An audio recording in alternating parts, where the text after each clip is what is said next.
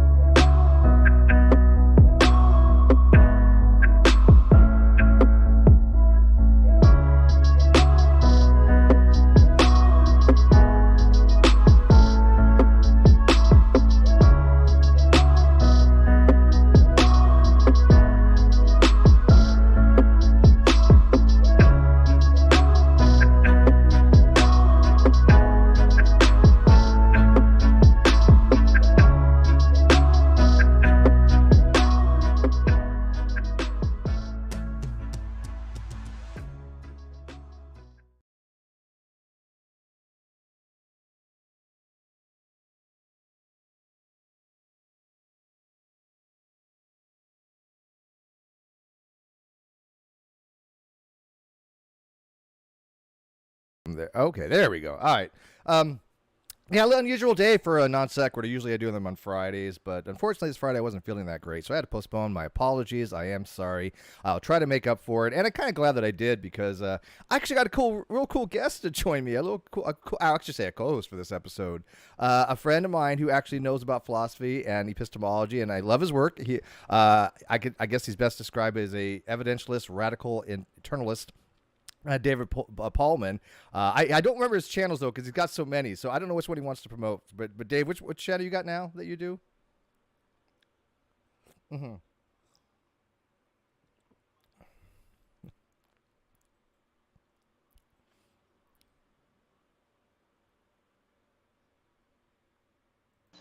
Okay. Well, oh, sorry. Can you repeat that one more time? I didn't unmute you. I'm sorry. Oh, you're good. It would have been a non-sequitur if I don't forget to unmute. I got 4,000 things. We got a lot to talk about today, so I got 4,000 things going on. So introduce your channel again. Yeah, so I had my old one, which was Faith Because of Reason, but I said I might not stand behind some of the positions I defended on there once upon a time. And then my more recent podcast is called the Christian Evidentialism Podcast. You've had a lot of good people on your channel, a lot of recognizable big name people on your channel. Or I think probably more of the big name people I've just gotten to interact with on third party platforms. But I mean, I've had a few. I've had like Randall Rouser on. I know Randall. Yeah.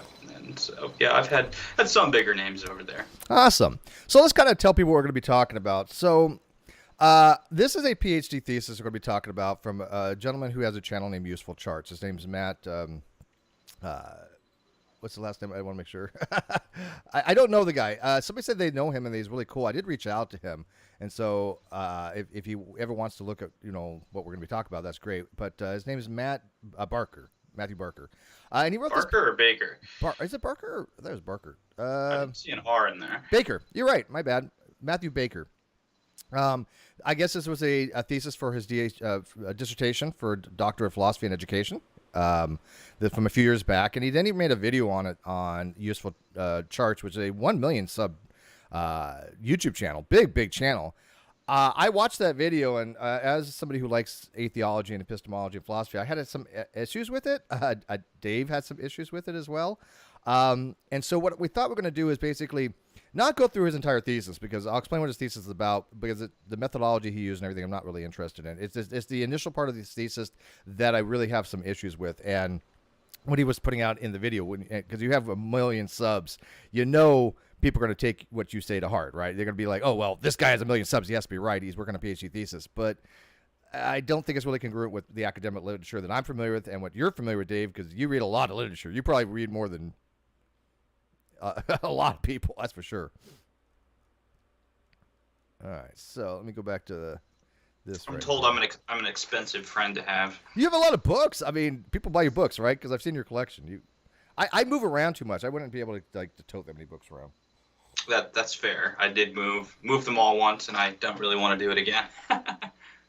All right, so let's dive in. So this paper in a nutshell was just to be able to describe different attributes of different people who describe themselves differently, whether they describe themselves as an atheist, secular humanist, agnostic, things of that nature, and then see if there's personality traits that are specific to those kinds of people. And I'm fine with all that. I actually happen to agree that most people are going to label themselves whatever they want, but they are going to have certain things that are generally going to be congruent with other people that are secular. For example, like separation of church and state, no prayer in schools, and things of that nature. So there are going to be similar beliefs among a group of people, regardless if they have the same label or not. As people know, I do identify as agnostic. I do not identify as an atheist, which is one of the reasons why I'm going to be talking about this. Dave, you identify obviously as a theist. Specifically a Christian theist. Christian theist, yep. Still counts. And so when we get started on this, I want my live chat to ask any kind of questions that they go through. The only thing I ask is that if you want to discuss this, do so on a level that's showing some respect to the author of the paper, to David and myself. We're not interested in you regurgitating something from the atheist experience. It's just not of interest to us. Anybody compare it, you're wrong, or just what Matt Dillahunty says. We go by actual literature, and that's going to be using to have some citations for some of these things, but put forth an actual argument, not just you're wrong and that you're straw manning the arguments here, because I've been through that for weeks now on some Facebook groups, and it's just getting old. People telling me my paper's wrong, and then they can't even explain what my paper's about.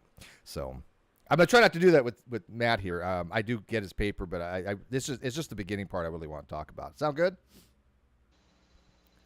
Dave? Sounds good on this end. Awesome. So this is the video. I'm not going to play the video. I'm only going to show some screenshots from it because I think they're the most the biggest issues I have. This is a screenshot from his video. It's about 5 minutes and 58 seconds in, and it's based upon a book called A Case Against God that was written in 1974 by a man named George Smith, who didn't really qualify as a philosopher, I wouldn't say. I mean, he had some philosophical courses from University of Arizona, but he was a dropout. Not that it's a big deal to be a dropout, but he really wasn't a professional philosopher. He was a writer. And he wanted to come up with a schema for some reason that he thought made sense. It was eschewed by actual philosophers of the day. It doesn't make sense to me, and there's a couple different reasons why. And I'm going to talk to Dave about it and see what he kind of thinks about why this approach just makes no sense for multiple different reasons. So Dave, his chart here, he starts off basically separating between what a lot of people do recognize as negative and positive atheism, right? Yeah. I'm not a fan of that differentiation. The reason being is, as Dr. Oppie says, if you have negative atheism, you have to allow for negative theism. And I happen to agree with Oppie on that. Yeah. And I know you've talked to Oppie. I haven't actually talked to him. I thought you had a discussion with him. I actually have not had a conversation with Oppie. I'd love to, but really? I have not had the pleasure. He's a real nice guy. Yeah, from what I've seen, that's extremely nice guy. All right, so the differentiation between the negative atheist and a positive atheist, in this was brought about by mostly a guy named Anthony Flew in 1972. He wrote a paper called The Presumption of Atheism. This is what my paper refuted. I think that his argument's extremely bad. I know other people have had papers out that refuted his argument, like Burgess Jackson, who I'm a fan of. But the difference is where the negator is. And this is something that I don't think a lot of people really fully understand. The only difference between the positive and negative atheist is the negator is on the weak atheist is on the predicate, not the proposition. And the positive atheist is on the proposition, not the predicate. And one is a subset of the other. The strong is a subset of weak. And all that's saying is that a positive atheist is somebody who asserts there is no God or believes there is no God. Would you agree, Dave? Yep. Okay.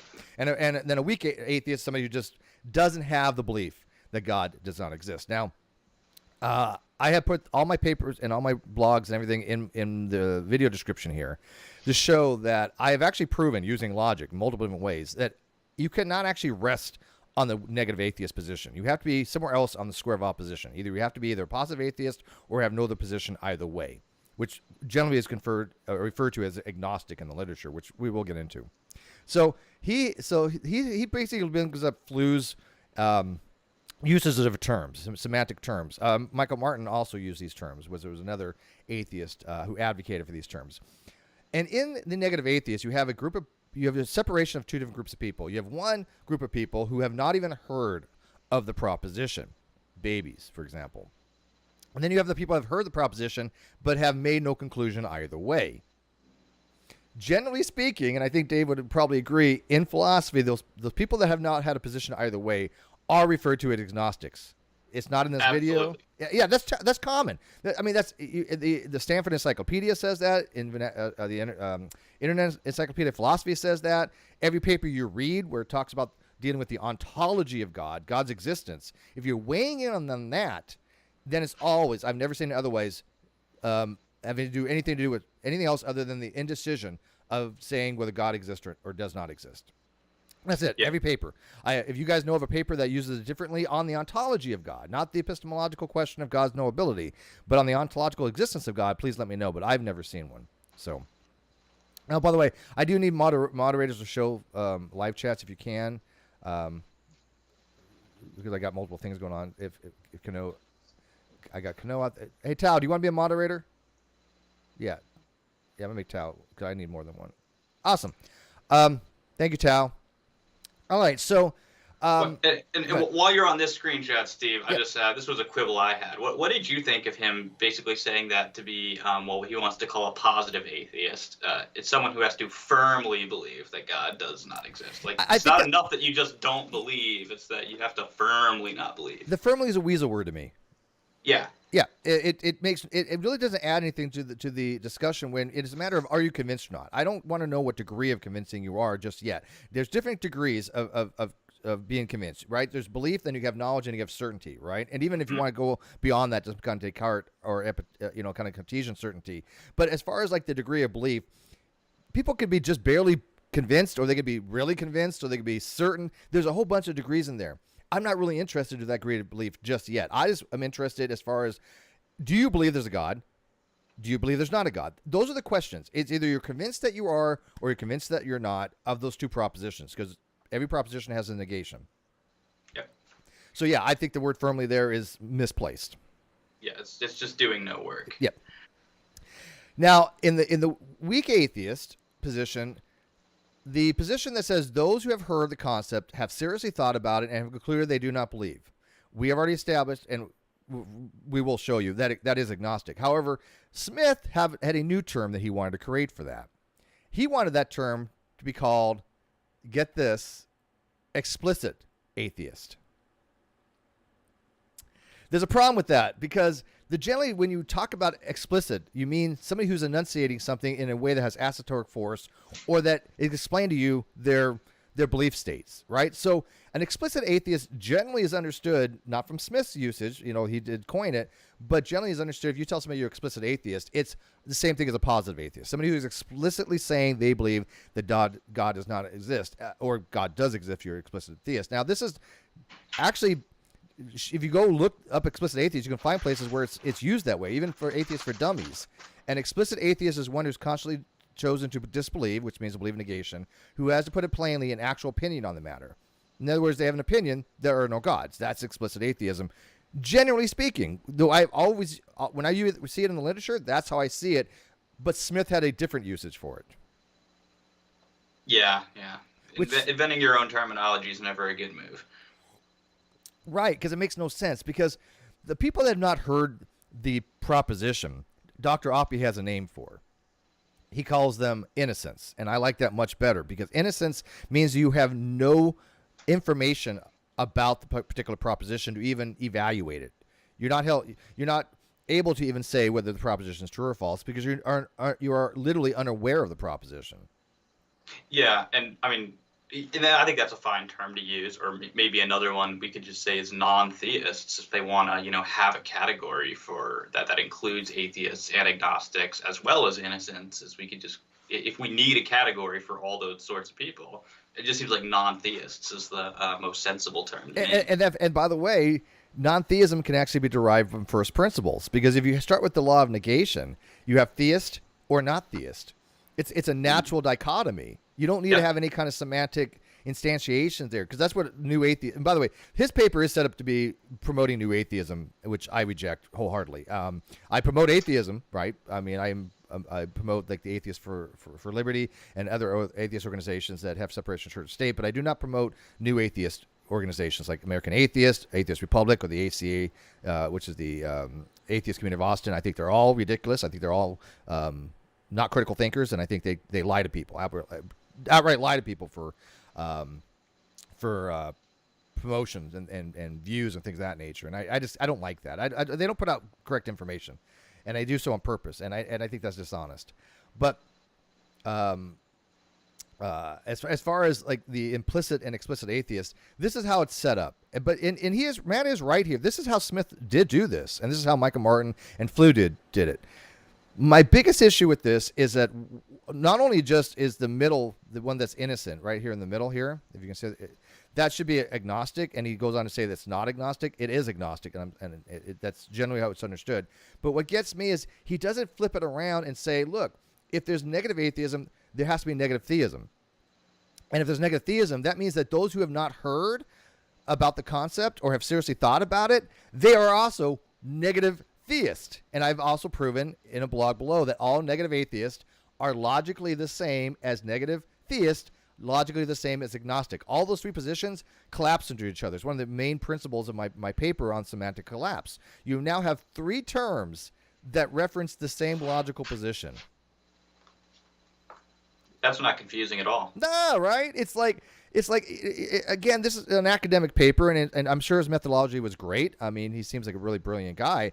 But I don't think he's ever looked at the fact that you have literally a semantic collapse, because if you start differentiating between negative traits rather than positive traits, you start running these problems. Matter of fact, even if you go to the wiki, and we'll get into his paper in a second here. Let me see if I can find the wiki paper. No. I got all these tabs. We'll get over these tabs. Your computer's gonna crash. I got a lot of tabs open. No, where'd I put this? Here we go. So even if you look at explicit and implicit atheism on the wiki page, you'll notice something different. This right here isn't even a Venn diagram. It's actually called an Euler diagram. And it's called an Euler diagram because it has to deal with properties of something. It's not quite like sets like you would have with a Venn diagram. So the way it's broken down here is that anybody who is not a God believer is already an implicit atheist. That includes babies. Now, if you're familiar with the proposition and you've just come to the conclusion there's no God, or you haven't decided on it, you're now an explicit atheist. So now all agnostics are explicit atheists using this Euler diagram. That makes no sense. That should send flags to anybody who's thinking critically. Why would you want an agnostic to be an explicit atheist? But this is what Smith wanted. But this is why nobody. This was in 1974 he wrote this book, A Case Against God. Nobody uses this. Okay, no philosopher I saw ever seen uses this schema. You know, because it's so bad. Because you now have agnostics literally being in this middle of those who've heard the concept, but have not expressed an opinion on it. So now you have innocence over here, right? All negative atheists are innocence. Also positive, also negative theists would be innocence. Then you have these people in the middle who are agnostic, and they're just saying, oh, what we're going to call these explicit atheists. That's dishonest. I'm sorry. That's dishonest from a philosophical standpoint. Why? Because those people that have heard the concept and seriously thought about it and concluded they do not believe, those agnostics are also, by this standard, explicit theist. Because you could use the same argument on the negation, the proposition. Mm-hmm. I mean, Dave. I mean, am I not justified to say that a theist could do the exact same thing and be just as dishonest as a theist? Oh yeah.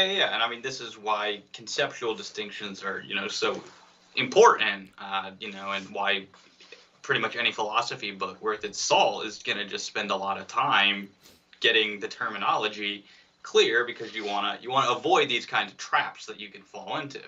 But when you're not thinking clearly like Smith, or you've got an agenda to just basically try to, I want to get as many people in this category as I can, then you start running into problems like this. Because as you're showing, you can flip it around the other way and say, well, the theist can play that game too. And that's all it is. It's for demographics. It's to get more people under that umbrella. Mm-hmm. But I resent this as somebody who's a philosophical agnostic, who has no opinion either way, that has read a lot and determined I'm not going to make a decision on it. I have suspend judgment, which is a brilliant paper. I don't know if you've ever read it, but read a paper called Suspending Judgment by Dr. Jane Friedman. Wonderful paper. But she makes a great argument about what it takes to really be agnostic, to really mean what it means to suspend judgment. But Smith's uses of terms are just horrible, absolutely horrible. I mean, who wants to think that I'm an explicit atheist? I mean, there are people out there that are positive atheists that under Smith's usage would be positive atheists, but I don't have the same position as them. So why would we both want to have the same label of explicit atheist? That makes no sense. Yeah. It's blurring what would be considered an important distinction, since you both would take a different attitude towards the proposition that God exists. Completely different propositional attitudes. Yeah. And in fact, I wouldn't even have a direct propositional attitude because I wouldn't have a belief. But the atheist would have a epistemic disposition of a doxastic nature, a belief, and they would just be like, oh, okay, I believe there's no God. I don't have that same position. So why would people want to label somebody the same thing? Because that leads to confusion, because now you have two different people that have vastly two different positions, and they're both like, oh yeah, both explicit atheists. No, that just seems silly. Yep. When your terminology starts leading to confusions like that, then that's a sign that there's a serious problem with kind of the way that you're demarcating between the different people. Yeah, it's a way, and also it's a way you slice the epistemic pie, because now they're just assuming and supplementing agnosticism into atheism and saying, oh, we're doing this for your benefit. We're doing it for demographics. We want more voting power. But all the philosophers out there going, no, wait, this is dishonest approach to do this. So, and Kimawaki makes a good point. He says, in my experience, theists understand atheism and agnosticism mean more than internet atheists do. I happen to see the same thing. That's because theists tend to read a lot. But anyways, let's look at his paper. So again, I'm just going to get into the top part of his paper, and I mean no disrespect to Matt. Again, to write a thesis is amazing. No, I have never written a thesis. I have no academic standings. I wrote my paper and just put it onto the academic edu. But I will tell you that paper's still in the top 3% read. I'm impressed by that. I mean, for somebody who's a nobody, to have 1,300 people read my paper on academic edu, I'm astounded. But anyways, he says, what is an atheist? The primary purpose of this research project is to explore the reasons why certain people were raised in religious environments as children become atheists as adults, why others do not. The first task will be carefully outline what is meant by the word atheist, and therefore in Chapter 1, the definition of atheism and other related terms such as agnosticism, secularism, humanism, free thought, and skepticism will be explored in depth. And I think that's fine. There's good reasons for have those different positions, right? A brief history of atheism as well as information on the contemporary issues and statistics will be provided. Okay, sounds good so far, I guess, right? We're tracking. All right. Atheist terminology. This is where everybody's going to lose their crap. I'm trying not to get demonetized. Every one of my videos is demonetized for cursing.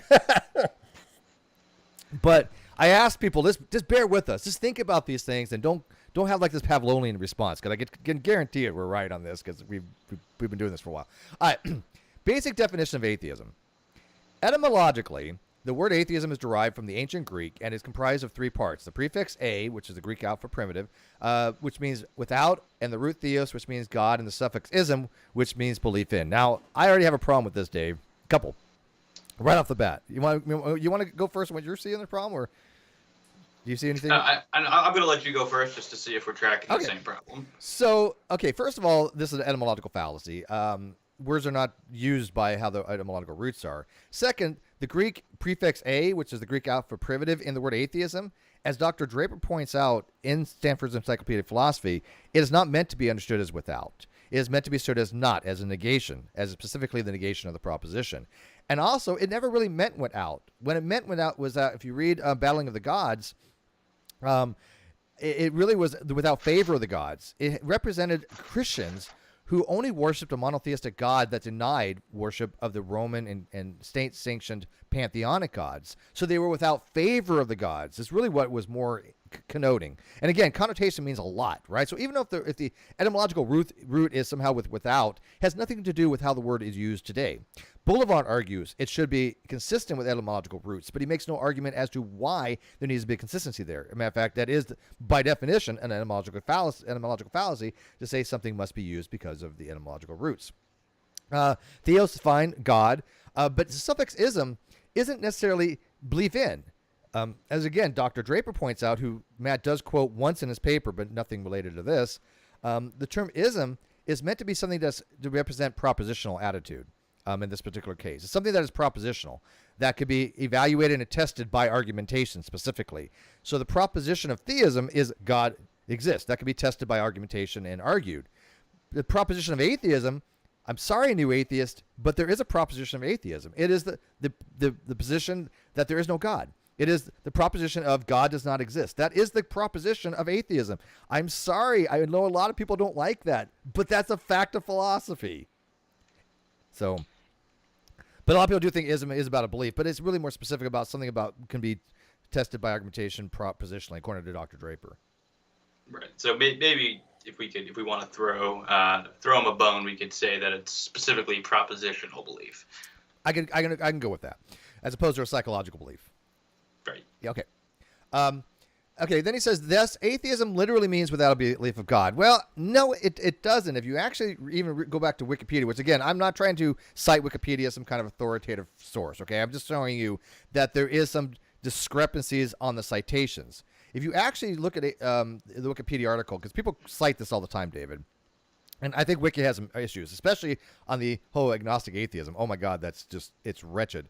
But it says atheism in the broadest sense is an absence of belief in the existence of deities. Well, theism in the broadest sense is the absence of belief that God does not exist. Same thing. If you accept one, you got to accept the other because it's the same principle. It's called sensu lato, meaning in the broadest sense, and that atheism is just a lack of belief. Well, theism in the broadest sense, by the same reasoning, sensu lato, is the lack of belief that God does not exist. Now, if you look at if you look at the citation for this, it's actually pretty telling, David.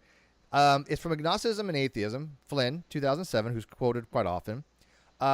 Quote, the terms atheism and agnosticism lend themselves to two different definitions. Okay. The first takes a primitive both before the Greek theos, divinity, and gnosis to know, which, again, gnosis doesn't really mean to know. We'll get into that. To mean that atheism is simply an absence of belief in the gods, and agnosticism is simply a lack of knowledge of some specified subject matter. The second definition takes atheism to mean the explicit denial of the existence of God, and agnosticism as a position as someone who, because the existence of gods is unknowable, sends judgment regarding them. It doesn't necessarily mean because of the position that God's unknowable, but it is a suspending of judgment. But here's what's interesting, David. It says the first is more inclusive and recognizes only two alternatives. Either one believes in gods or one does not, meaning you're either a theist or you're an atheist, which I think that dichotomy is flawed highly.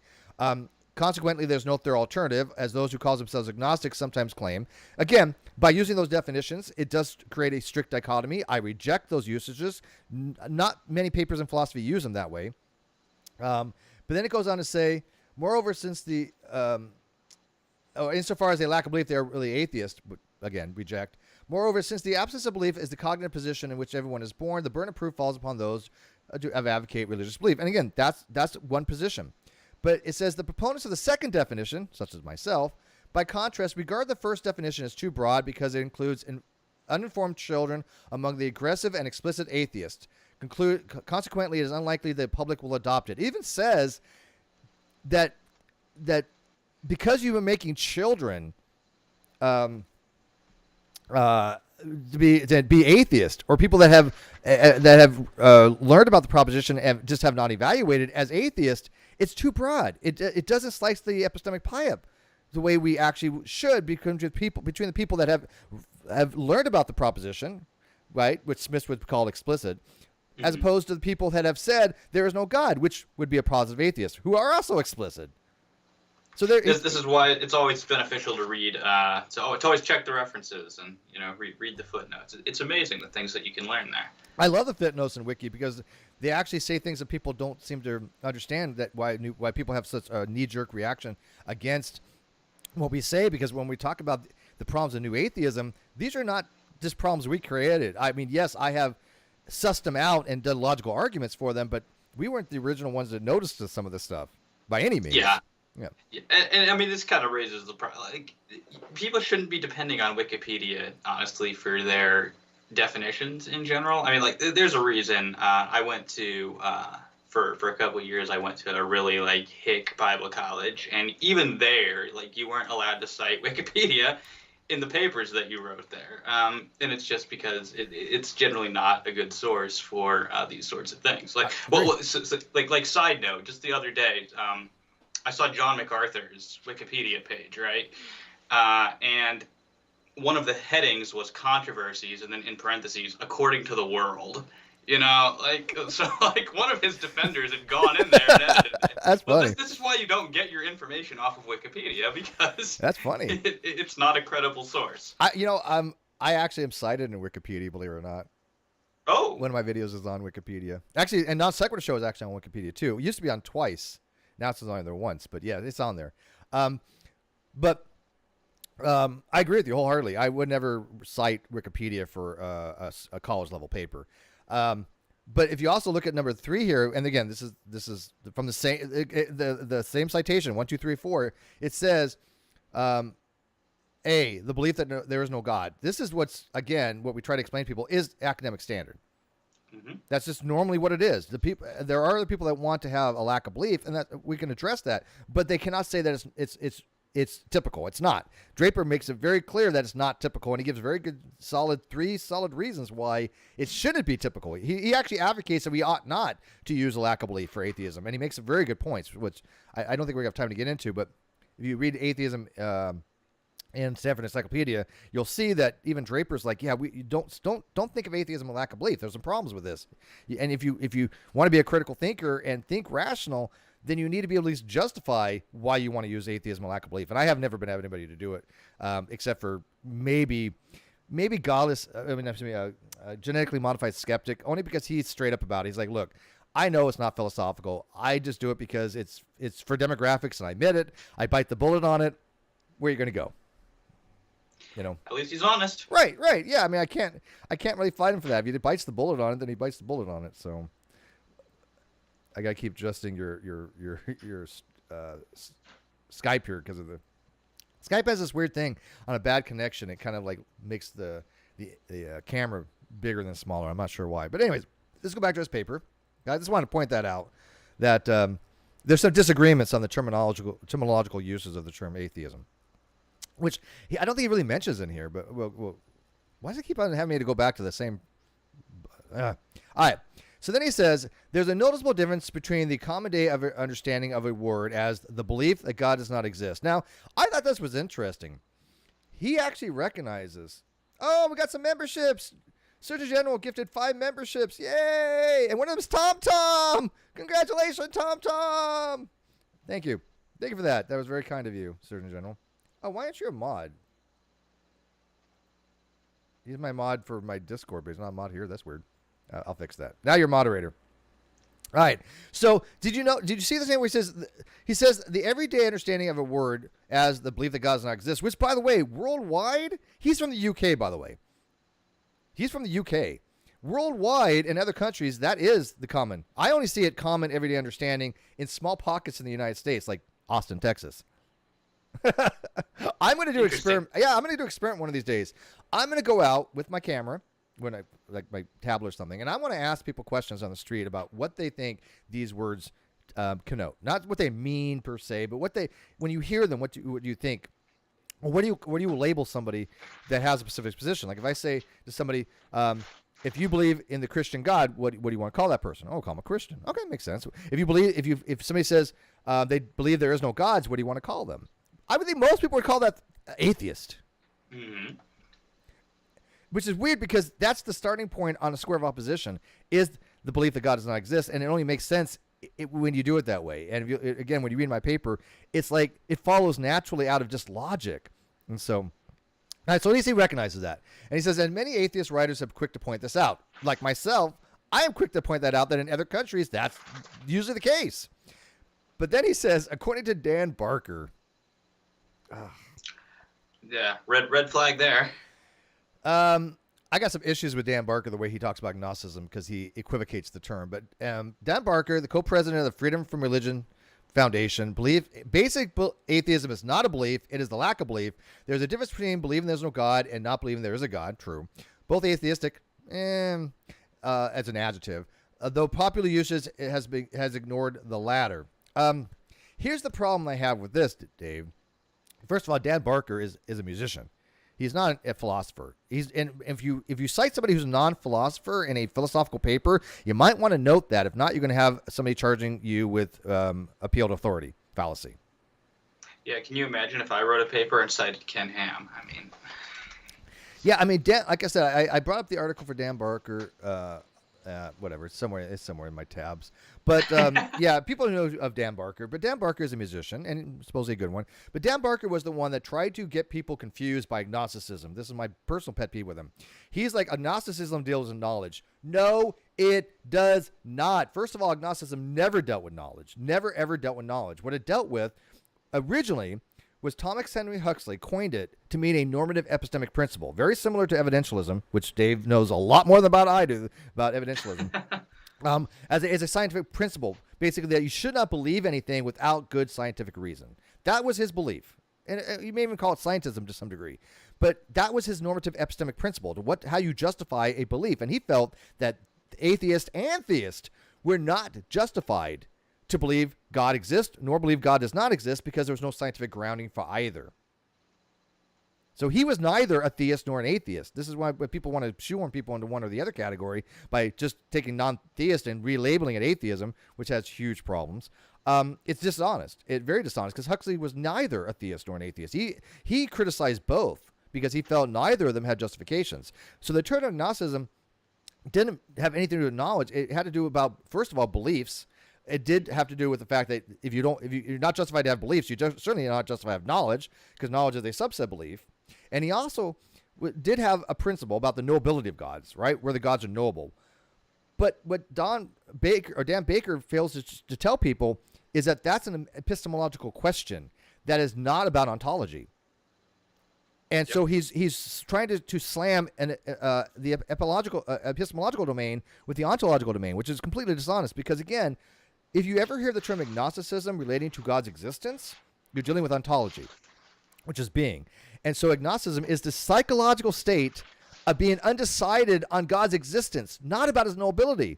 You could be agnostic on knowability because it has to do with proposition. The proposition, is God knowable? You could be agnostic on that. You have no position either way whether gods are knowable or not. Because that's what agnostic is understood as, is not decided. So what would it mean if all of a sudden agnosticism meant, that you hold gods are knowable or not knowable, and you want to weigh in on the proposition? You haven't evaluated the proposition. So what the hell are you? Agnostic? It just makes no sense with the terminology. Unless you just want to have an infinite regress of being agnostic. Right. What do they think it means to be agnostic on the proposition? You go read a paper that says agnostic on P. It has nothing to do with knowability. It means a person's not decided yet. Mm-hmm. Right. So, yeah, I don't like quoting Dan Barker because, again, I think he's very dishonest on how he promotes these things. And certainly just not, he's not an academic, so certainly like not the sort of person that you should probably be quoting in a PhD thesis if you want. Or you shouldn't be quoting approvingly, just kind of a non-academic. Yeah, like who the hell cares what Dan says? And by the way, he's wrong. I'll show you why Dan Barker's wrong. You want to see a paper I showed you earlier? Here's Dan Barker, right? He used to be a Christian evangelical preacher, by the way. So he still has that religious fundamentalism, I think, only in the atheist view. We've always. Oh yes. You know how many atheists have you met that when they leave religion still has a very fundamental mindset? Yeah, they never leave fundamentalism. They just, a lot of them just swing to another, to a different avenue, I think, of expressing that fundamentalism. Because I mean, this really just comes out when I talk with atheists who, it's just evident that they're like still raising very basic objections, and usually against like a very rigid fundamentalist understanding of the Bible. And it's kind of sad that there wasn't like a journey there. Like if somebody like became an atheist, and they grew in their knowledge of, as they took that journey, I can have more respect for that than just for somebody who just swang the other way and didn't learn a thing in the 100% more. And that's why I happen to like atheology. I find atheology to be a fascinating subject. And it's weird as I find it more interesting than theology. No offense. Theology bores me. But for some reason, I really like epistemology, as you know. But I like the way I love learning how people think, right? And I see the same religiosity with atheists as I do with really hardcore Christian fundamentalists, and there's no difference to me. It's the same mindset when I have people arguing against me, and they're not arguing intelligently. They're not arguing with evidence, and they're just saying, by fiat, I'm wrong, and then I ask them about the logic, and they have no idea what the hell I'm talking about. What's the difference? And again, I don't criticize all theists because, as you know, I get along with a lot of theists because I like the way they try to approach things. And that's what I think critical thinking is how you approach different things. We may not come to the same conclusions, but who cares? I'm not interested in the conclusion as much as how you got there. Yep. And you can have a lot more respect for somebody if they've, got at least a rigorous and, you can sense in the person at least an interest in truth and not just, squashing down all opposition. Which they do. Yeah, it's the new atheist squash. That's one of the things they do. Like Bahnsen was a theist that squashed down the atheist because he just wanted to shut the mouth of the unbeliever. We have new atheists that are the Bahnsens of the world. They just want to shut down the theist. They don't want to have dialogue with them. I was literally just about to say this is why I get along better with a lot of atheists than I do with presuppositionalists who even, in terms of perhaps my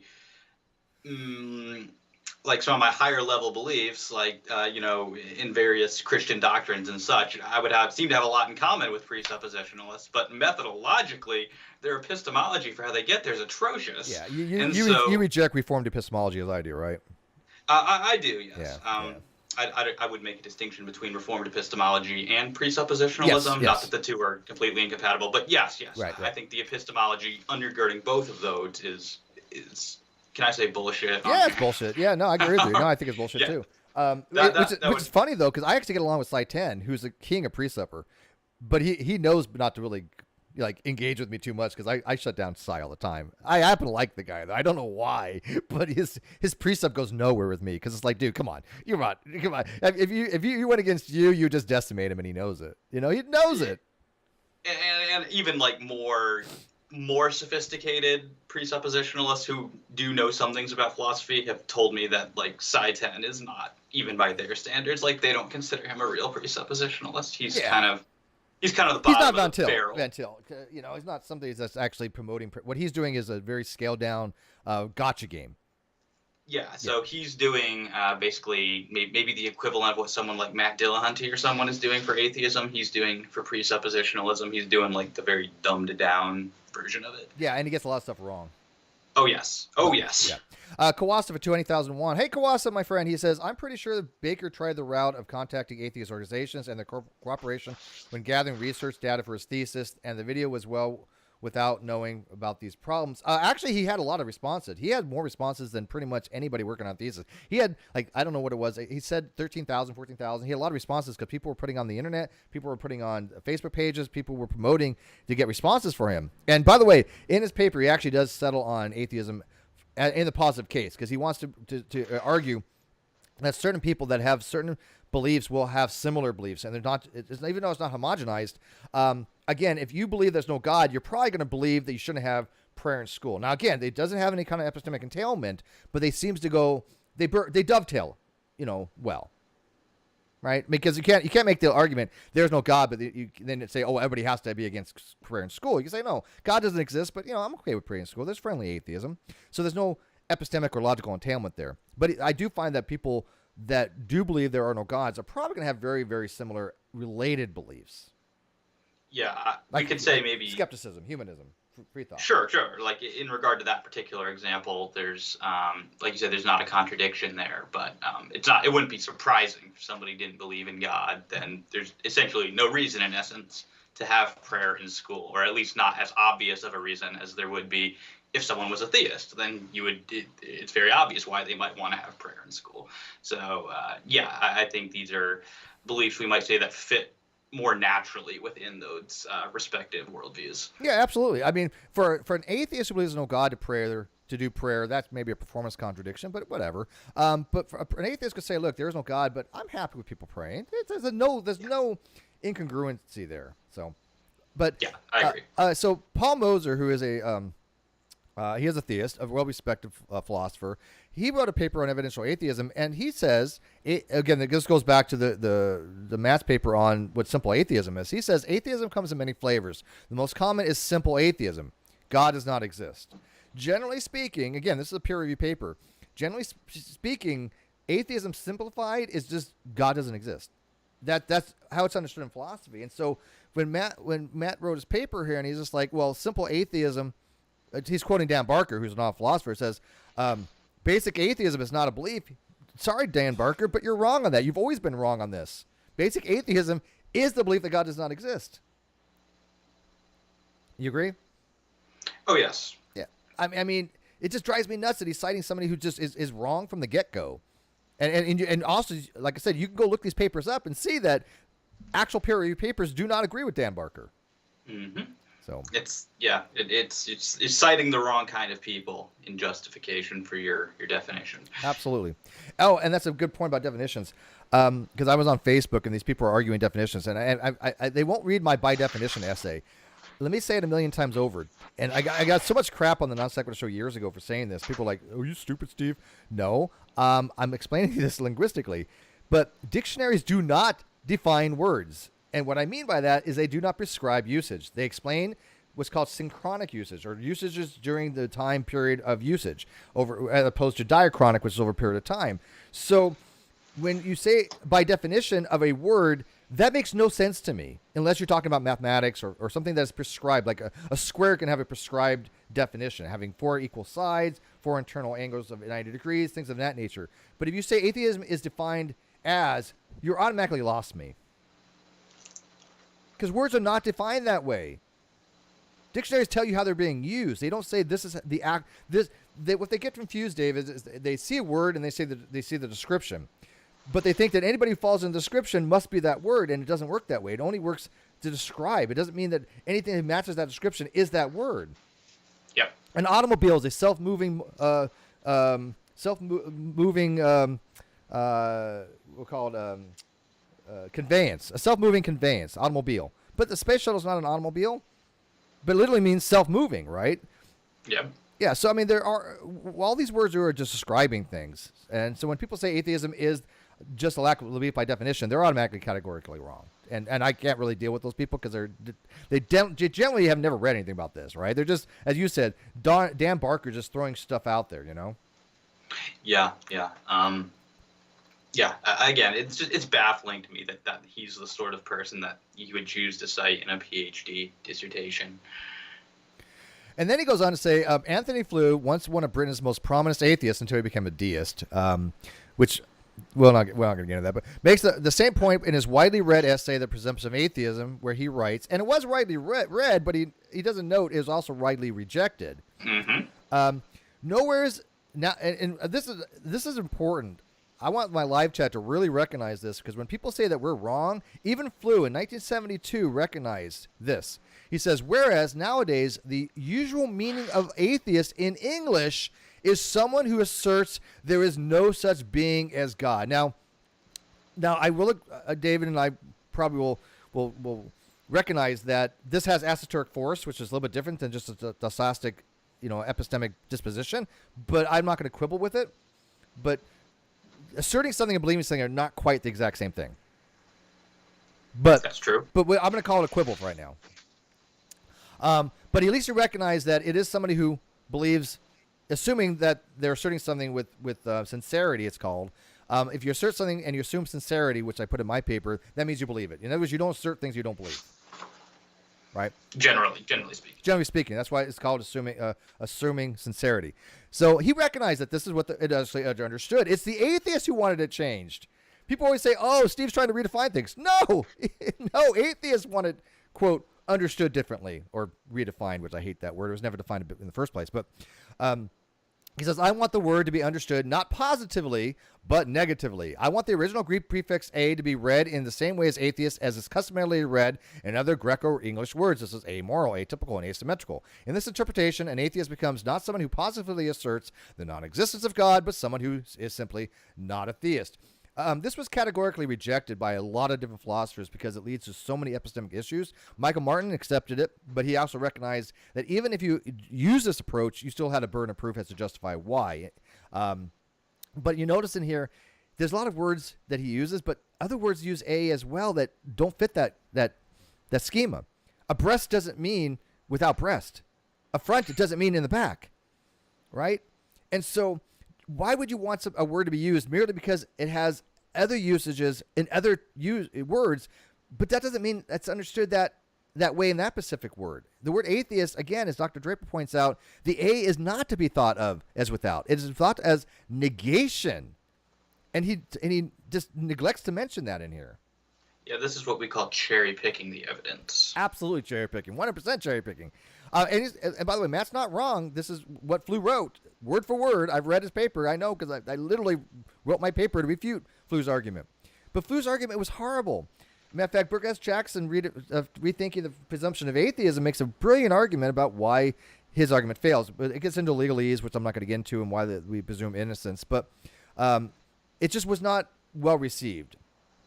And so he neglects mentioning that. Then he says, similar arguments are made by George Smith and Michael Martin in two of the most important treatises on atheism in the late 20th century. Oh, I beg to differ on that, man. They were not that important. Matter of fact, these were not even treatises. These were actually just pop philosophy books. These were not papers. In Atheism, the Case Against God, which I've read in 1974, he writes, atheism in its basic form is not a belief. That's wrong.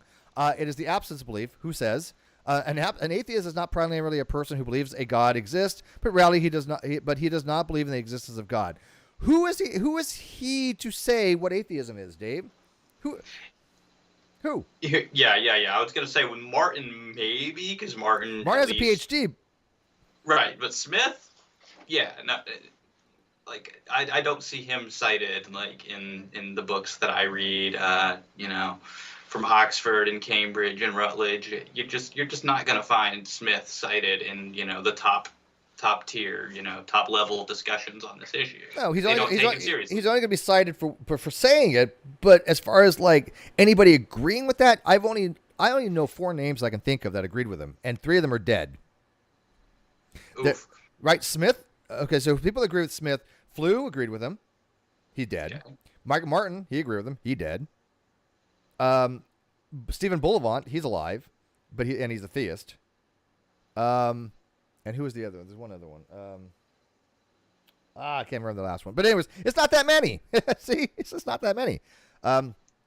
So he says, likewise, in Atheism, a philosophical justification, which not, by the way, isn't that bad of a book, but I don't agree with him. But Michael Martin is a good writer. He writes, if you look up atheism in a dictionary, you'll probably find it defined as the belief that there is no God. Now, first of all, when they're using the word define here, people have to recognize define means described as. It doesn't mean prescriptively defined. It doesn't mean this word means this. It means this word is understood by this description.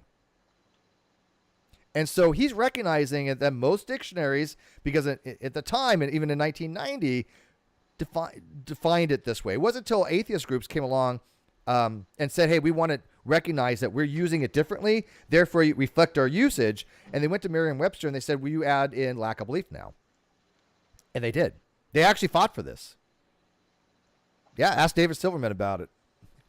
He was one that kind of led the charge on that, from what I understand. But yeah, the dictionaries prior to this were all as a positive case. And then he says, certainly many people understand atheism this way. Yes, we do. Yet many atheists do not. And this is not what the term means if one considers it from the point of view of the Greek roots. Well, I think he's wrong on that. The Greek a means without or not. Yeah, or not. And theos means God. Again, not is negation. Mm-hmm. What I got something going on over there. I'm sorry. From the standpoint of an atheist, would simply be without a belief in God, not necessarily someone who believes that God does not exist. But again, that's not how the word is understood using the Greek alpha primitive. And according to its Greek roots, then, atheism is a negative view characterized by the absence of belief. And Michael Martin did believe this. And here's just a thought that I had thinking about this too, is that actually if we think of it as not instead of without, that applies perfectly well to a lot of the examples that Flew gave in the earlier quotation, right? Like he was giving asymmetrical. Well, not symmetrical works, perfectly well for that. Amoral, not moral. So it doesn't have to be, even construed as without in those examples that Flew gave. But that was just a thought I was connecting back to that earlier quotation. Yeah, well, actually, and amoral works for without as well, because the rocks are amoral because it neither has the ability to be moral or immoral, right? So I would consider it without morals because it's capable of having morals. But it's not moral because either you're moral or you're not moral. That is a true dichotomy. Yes, yeah. So we don't have to understand those sorts of examples. Like they're not giving like obvious intuitive sort of evidence for the conclusion that Flew wanted to draw. Not that at all. Yeah, because they work just as well with saying not instead of without. I'll ask my audience, does my audience care what Flew was actually arguing about the innocence, presumption of innocence, or a presumption of atheism, which is based upon the presumption of innocence for court? If you're interested in the live chat and hearing about that, let me know. If not, I'm going to save time. But maybe that somebody might want to know about it. But so Michael Martin did agree with this. But the problem you run into is all you're doing now is you're doing I call it semantic instantiation. You're taking the dichotomy between theist and not theist, which is a natural dichotomy, meaning they're mutually exclusive and jointly exhaustive, and you're just relabeling it something else. You're just going to call it atheist. So now atheism is the exact same thing as non-theist. So either you're an atheist or a theist, according to the new atheist. That is dishonest because you're just arbitrarily meaning I'm going to take this word and I'm going to make it mean something that it really typically doesn't mean. Non-theism is a superset, and then atheism is a proper subset of that. So I could do with anything. If I say the word dog and I say, hey, look, is theist or not theist? But I'm going to say not theist I'm going to call it dog, D-O-G. I don't mean like a furry animal. I just mean if you ever see me use the word dog, I mean non-theist. So you're either a theist or a dog. That is true. If all you're doing is just relabeling non-theist to be dog, but does it make any sense to do that? Yeah. This is an important point that kind of comes up in maybe like debates between semantic internalists and semantic externalists. So like one criticism that'll kind of come up of semantic internalism, which I myself would hold to, is that you can effectively, give words any meaning that you want. And strictly speaking, I mean, sure. I own that conclusion, but it's not always equally, how should I say this, equally profitable to do that or equally beneficial, because words, insofar as we are using them to communicate, those need to reflect meanings then that other people are going to share if I want to communicate with them. And so, if we look at how these words are being used, then it's just not helpful in any way to be collapsing all of those distinctions, all these distinct types of attitudes or lack of attitudes towards God, all under the same label atheist. Yeah, you want to be able to connote something. And by the way, I know it's Anthony. There's no H in his name. It's Anthony. And I know I just butcher it. I'm sorry. I do know it's Anthony. Anthony Flew, but it's so hard not to say that H because there is natural. No H. So I know it's not Anthony Flew. It's Anthony Flew, but that's just me misspeaking. But I like how you said that about as far as like connoting something. So if I tell you, because you have a deep understanding of philosophy, if I tell you, hey Steve, do you believe in God? I say no, I'm agnostic. You know what I mean by it. Mm-hmm. I told you I'm a non-believer. I have no position either way, right? Yep. Now, if you say, "Hey, Steve, do you believe there's no God?" And I'll say, "No, I'm agnostic." You stay in position. You still know what I mean by it, because every proposition has a negation, and so as if I say I'm agnostic, you automatically know that I mean I have no position either way. Yep. And as Draper points out, one of the things he points out in SEP, which again I highly recommend people go check out. Is Stanford Encyclopedia on Atheist Philosophy. I'm not going to dive into this, but go check out SCP in the live chat guy. He actually makes a really good case that to have a direct response is beneficial. It's what's called axiological value to it. If I say, does God exist? There's usage to have a direct response. Yes, theist. No, atheist. Those are two direct response, right? Because if you answer yes, you're a theist. You answer no, you're an atheist. It benefits people to have that kind of direct ability to answer that question directly. And then for the agnostic, then you could say, well, I can't answer yes or no. I'm neither. I have no position on it. And this is, by the way, Dave, this is where Matt Dillahunty got upset with me, because when I drew a little flow chart on it, he got mad. He's like, well, Steve put the first question as does God exist, and that's wrong. No, Matt, that's not wrong. That is actually the great debate question. It has been for thousands of years.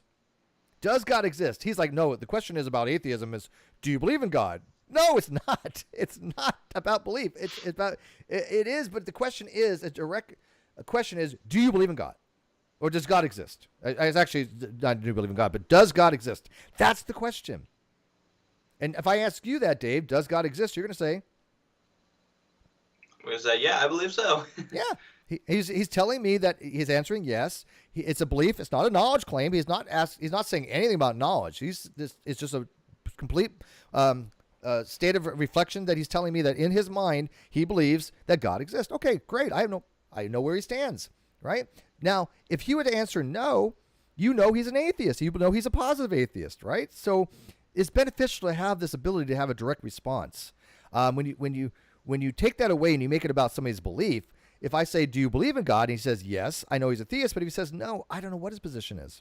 Mm-hmm. It could be atheist or it could be agnostic. It's indeterminate.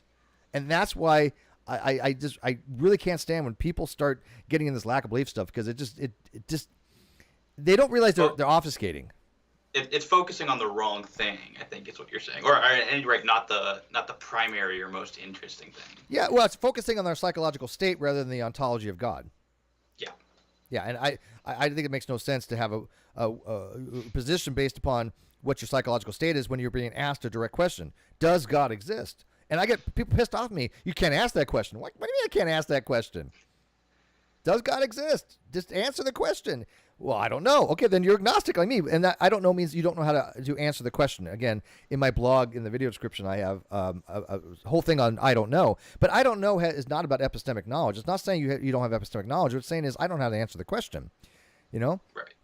Yeah, because it's important to realize that we kind of do use the word no very loosely outside of like when we're not doing epistemology, that word takes on like less restrictive meanings. And so sometimes knowledge can just be used as a synonym for belief or taking a position. And when I say, oh, I don't know, right. Then yeah, quite often what that means is I don't believe one way or the other on this. Right. And if I say, hey, Dave, is there a cloud over there? Is there a cloud in the sky?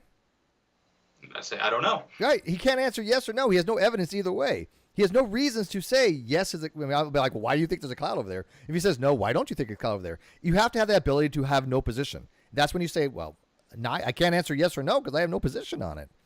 You know? Yep. All right. Yes, indeed. All right. So he goes on to say, there are two reasons why the more technical definition of atheism advocated above is important. That's wrong. I'm sorry. That is not the technical definition. Again, if you talk about technical things, nowhere in philosophy is this normative. Nowhere. No paper. I've never seen a single paper that makes it normative besides something along the lines of like this. But I mean, as far as like, if you're just talking about atheism in general, almost every single thing I've ever read on the topic always puts it in the positive case. Maybe if we read that a bit more charitably, what he means is more technical as opposed to, as in more complex here, not saying like the technical definition as it's understood. I just perhaps on a more charitable understanding of him, that's what he's saying, is that it's just more complex.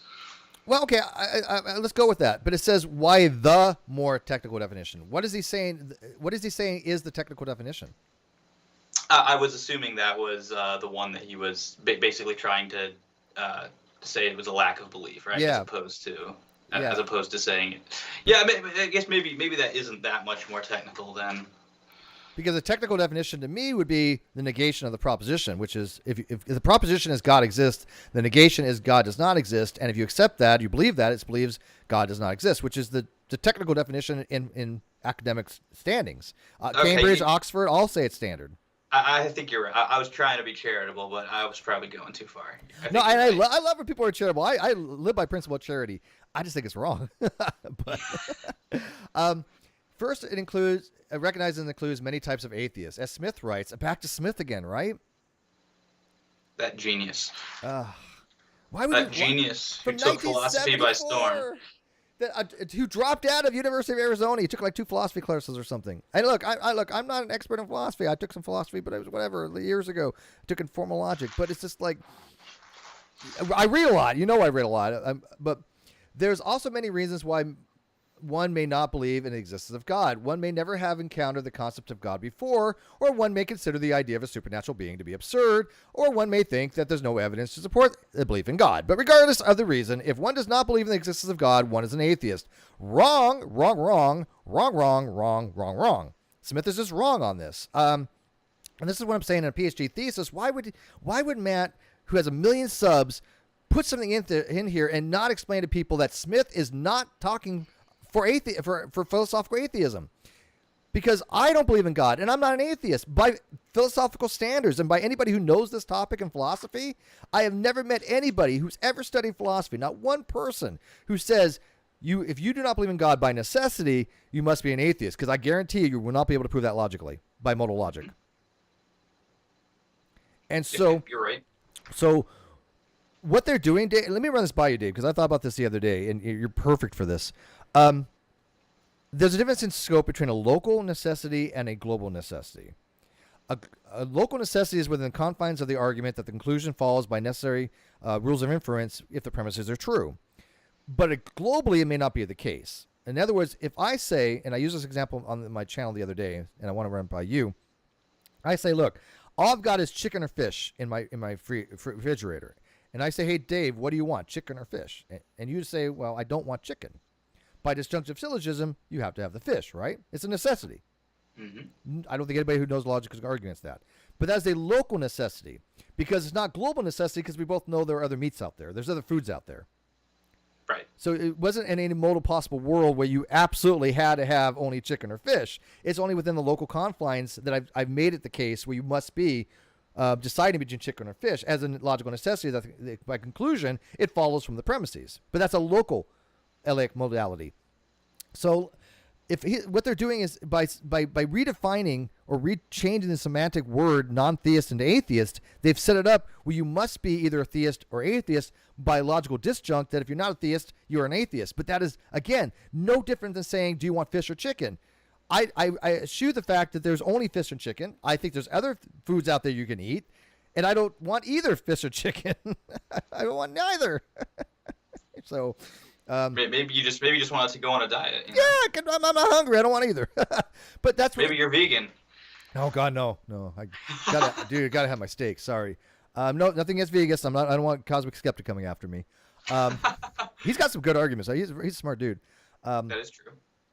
But anyways, I'm sorry, but Smith is just wrong on here. But he's putting this out there in his thesis and on a channel that has 1 million subs, as this is normative. I'm sorry, Matt. I respect your paper, and I know this was for your PhD thesis, but I got to call you out on this. This is, to me, putting out so much misinformation to so many people that other people have to come in that know philosophy. That's just. And I'm not saying Matt. I mean, he's working on a PhD in philosophy. I'm not trying to degrade the guy. I mean, he's done the work. But I think somebody who writes a PhD thesis shouldn't do this. Am I off on that, though? I'm not trying to overstep my bounds, but it's like, come on. I think that's right, and I'm just kind of like, notice the sort of reasons he's given us thus far have really just been quotations from apparently people that he regards highly. But he's not like giving us any, like, outside of like, this is how some people I respect want to use the term. He's not giving us any like good concrete reason to think that independent of somebody's opinion on this. Dan Barker. Yeah, and outside of Dan Barker and Smith and Flu's opinion, he's not really giving us any concrete reason to think that here's why we should define the word this way. Right. And by the way, his study is religious studies and education. I'm not going to disparage that, but still, I'm going to put that under some kind of philosophy. But because it's a philosophical paper. But you're right. He quotes all these people that are like from decades ago. He only cites Draper in here once. I don't think he cites Oppie at all. I mean, one of the most prolific atheists of all time, who I just have the utmost respect for. I mean, Oppie is a gold for atheists. If an atheist, when atheist tells me who's Graham Oppie, I'm like, oh my God, it just kills me. You know, like who's your favorite theologian? Oh goodness, big name, make a big name, somebody that people recognize. Let's go with. Would Richard Swinburne be known over Swinburne, here? they're not going to know Swinburne is. Okay, well, no Swinburne. By the way, Swinburne is one of the most formidable theists out there. Yeah. He is. But given something that most maybe I think most people know Aquinas. Aquinas, we can go with Aquinas. Not my favorite, but we can go with him. I don't know if that's that common. I'm trying to think. People know William Lane Craig, but a lot of people are not fans of him. I'm trying to think of a real big theist name that people would probably. You say I'm a Christian theist, and you're like you mentioned somebody. Well, let's say we mentioned John MacArthur before. Would he be maybe, well known enough? I don't like him as a theologian at all, but just trying. I'm just gonna go with Craig. Everybody seems to know who William Lane Craig is. All right, we'll go with Craig. Okay, not a huge fan, but anyways, if you're a theist and you don't know who Craig is, what do you know about theism? Because I mean, Craig writes a lot about this stuff, right? Yes. You know, he's one of he's probably like if someone thinks they're in the apologetics world and doesn't know like William Lane Craig, then right. No, you're not in the world. Sorry. Yeah, exactly. That's my take on it. If you're an atheist and you're out there arguing about atheism and you don't know Graham Oppie, you need to reevaluate things. All right. So moving on. So he says the second reason is that it does away with the possibility of any middle ground between theism and atheism. That actually is correct, and that's one of the reasons I have a problem with it. Smith, 1974. This paper was written for 2015. Explains in this context, theism and atheism exhaust all alternatives with regard to belief in God. One is either a theist or an atheist. There is no other choice. One accepts the proposition God exists as true, or one does not. There is no third option or middle ground. This logically is correct. That's the problem with it, because all they're doing is dishonestly saying you have theist or not theist, which is by the law of negation, and I'm going to just change that semantic context for non-theist, and I'm going to call it atheism, even though the semantic actual content that is self is exactly the same thing. It's the same set.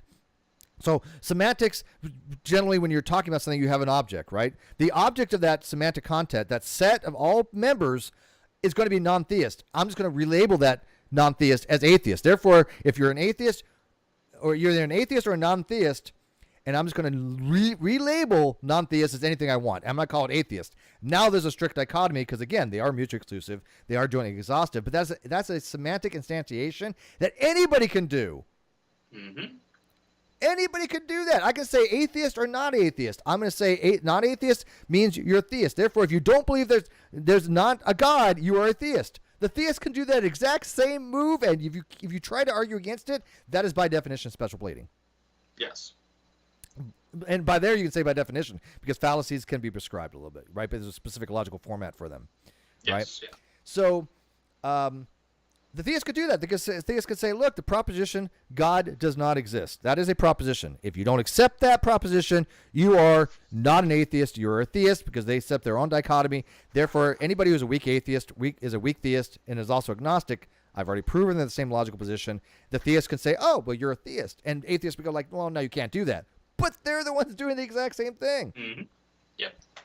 And they don't see that. That's when I go, look, you need to adjust your views on critical thinking because you are literally doing something that you would find egregious for somebody else to do, but you're doing it. Yep. And well, yeah, as you said, the very definition of special pleading. Yep, absolutely. Because my WASP argument, my weak atheist special pleading argument, which was derived from Oppie's argument, shows that. It shows logically, look, if you don't allow theists to do it, you're just special pleading. And now, the sad part is that most theists would not do that. Why? Because they do have a firm belief. Most of them have a firm belief that God exists, obviously. So it wouldn't behoove them to make such a move.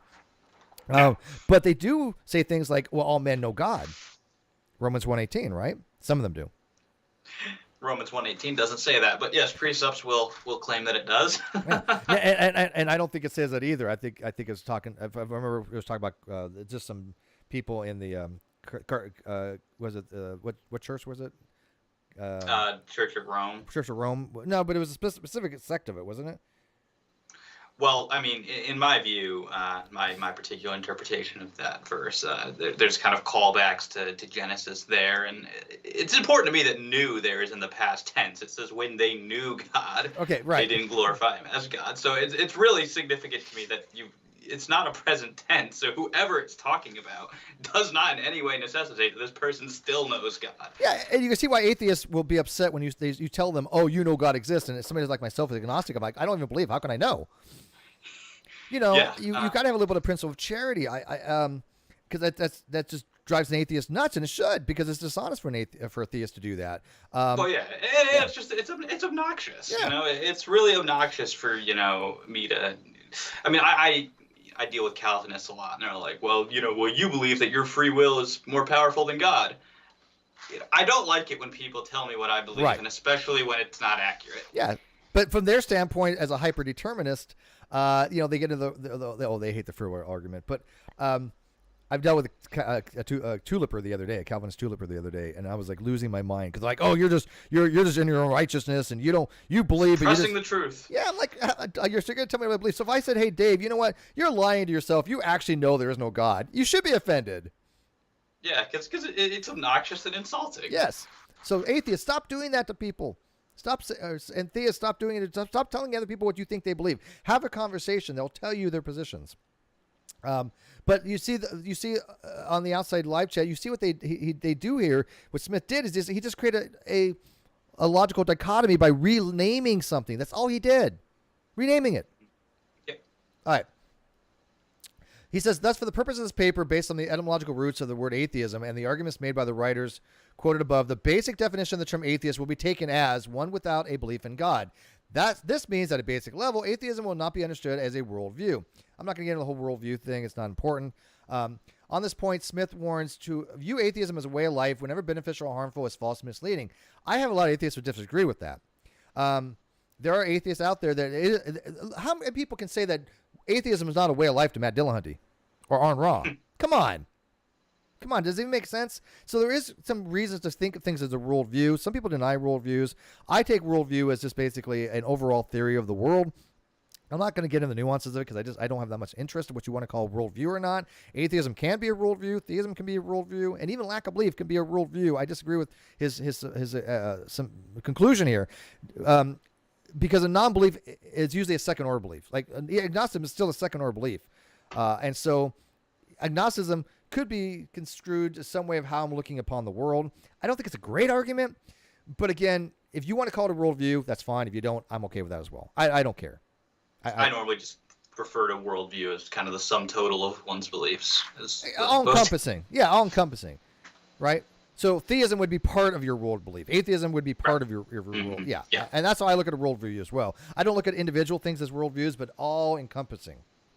Right, because I think I think there's a fair degree of liberty for having as many different propositions within a worldview.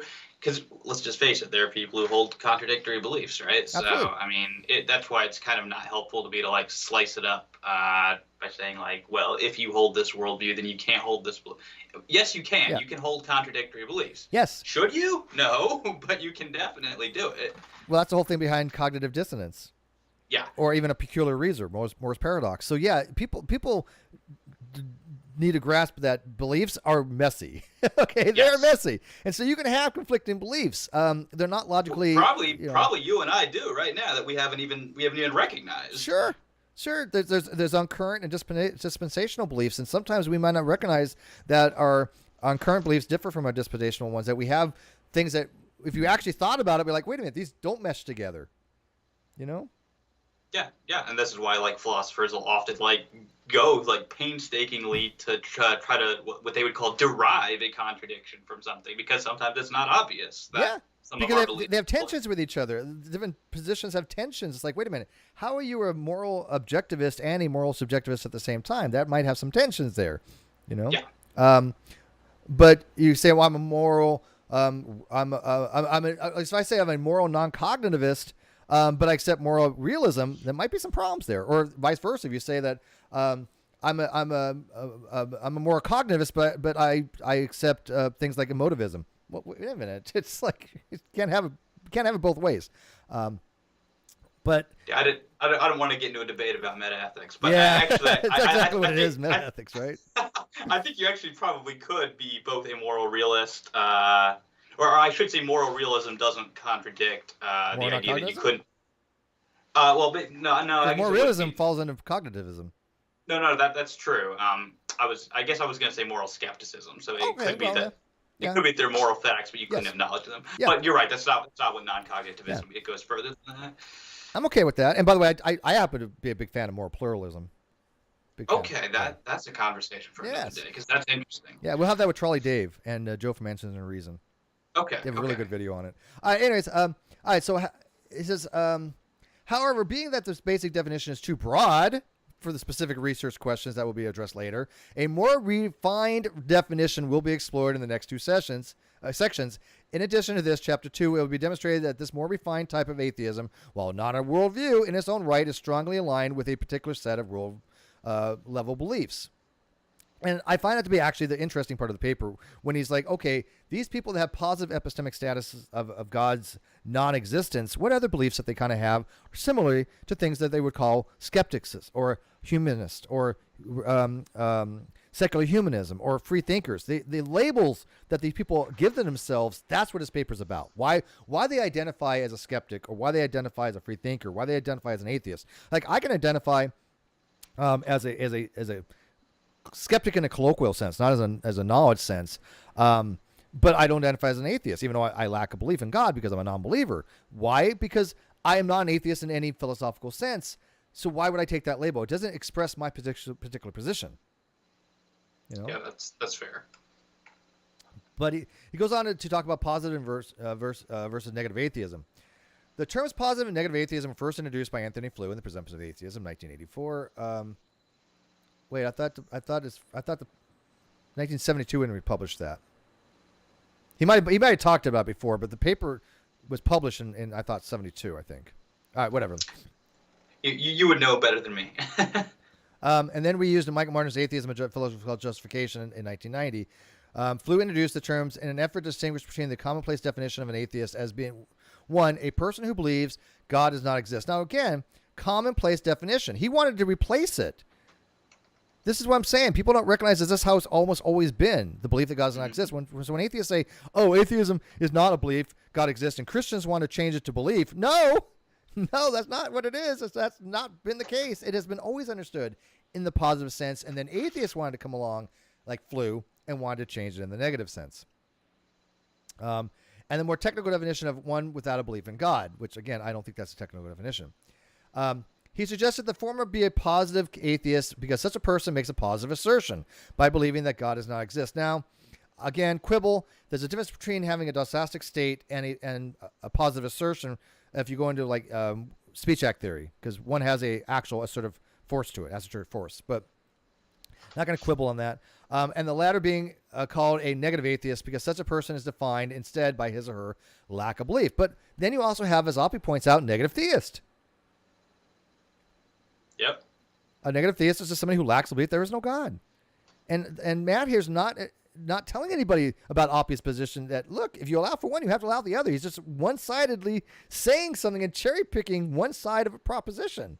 I don't even see any evidence that he's aware of it, like that he's even thought that there's another side to this coin. That's a good point.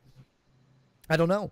You know, look, I know a lot of people read my stuff. I have a lot of people that read my blogs, but I'm sure that he's had to seen it somewhere. And by the way, because I'm not the only one that argues this stuff. I'm the only one that I know formally has written certain things in a way that is logically, like, for example, Dr. Brigas Jackson was the one that first used a semiotic square to show the relationships, and I just took it one step further to argue that because of these semantic relationships using a semiotic square of opposition, you get a semantic collapse. You have all these different terms. You have theist, atheist, and agnostic all mean the same thing by using them these ways.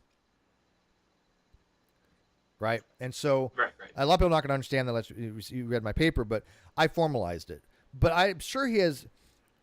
I'm just trying to think who argues against this. Well, I know Ozymandias, but he wouldn't know Ozzy. Oppie argues it. I would say, but he doesn't show any knowledge of Oppie in this paper. I don't think he cites Oppie at all. Yeah, so I mean, we could at least say he should have come across. Yeah, Oppie is not even found in here. But yeah, I mean, and again, I didn't read through the whole dissertation, but he cites Draper, but only as when talking about atheism as a form of naturalism, which is a whole different.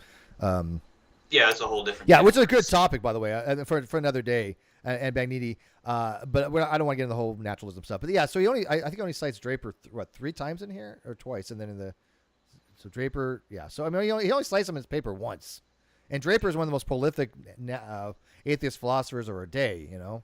Yes. Yeah, I would agree. So yeah, it's just we should say that he should have come across this counter argument or this rebuttal, but I saw no knowledge in this section that he's even aware that this is a problem with the definition. He should have read my paper. I sent it to him, by the way. He never responded back to me, and I'm sure he's a real cool guy and everything. People say one person said they didn't know him, or at least thought he was really cool. So I mean, I'm not dogging on the guy. I mean, this is a PhD thesis. I mean, for Pete's sake, we're gonna get into that part there in a second.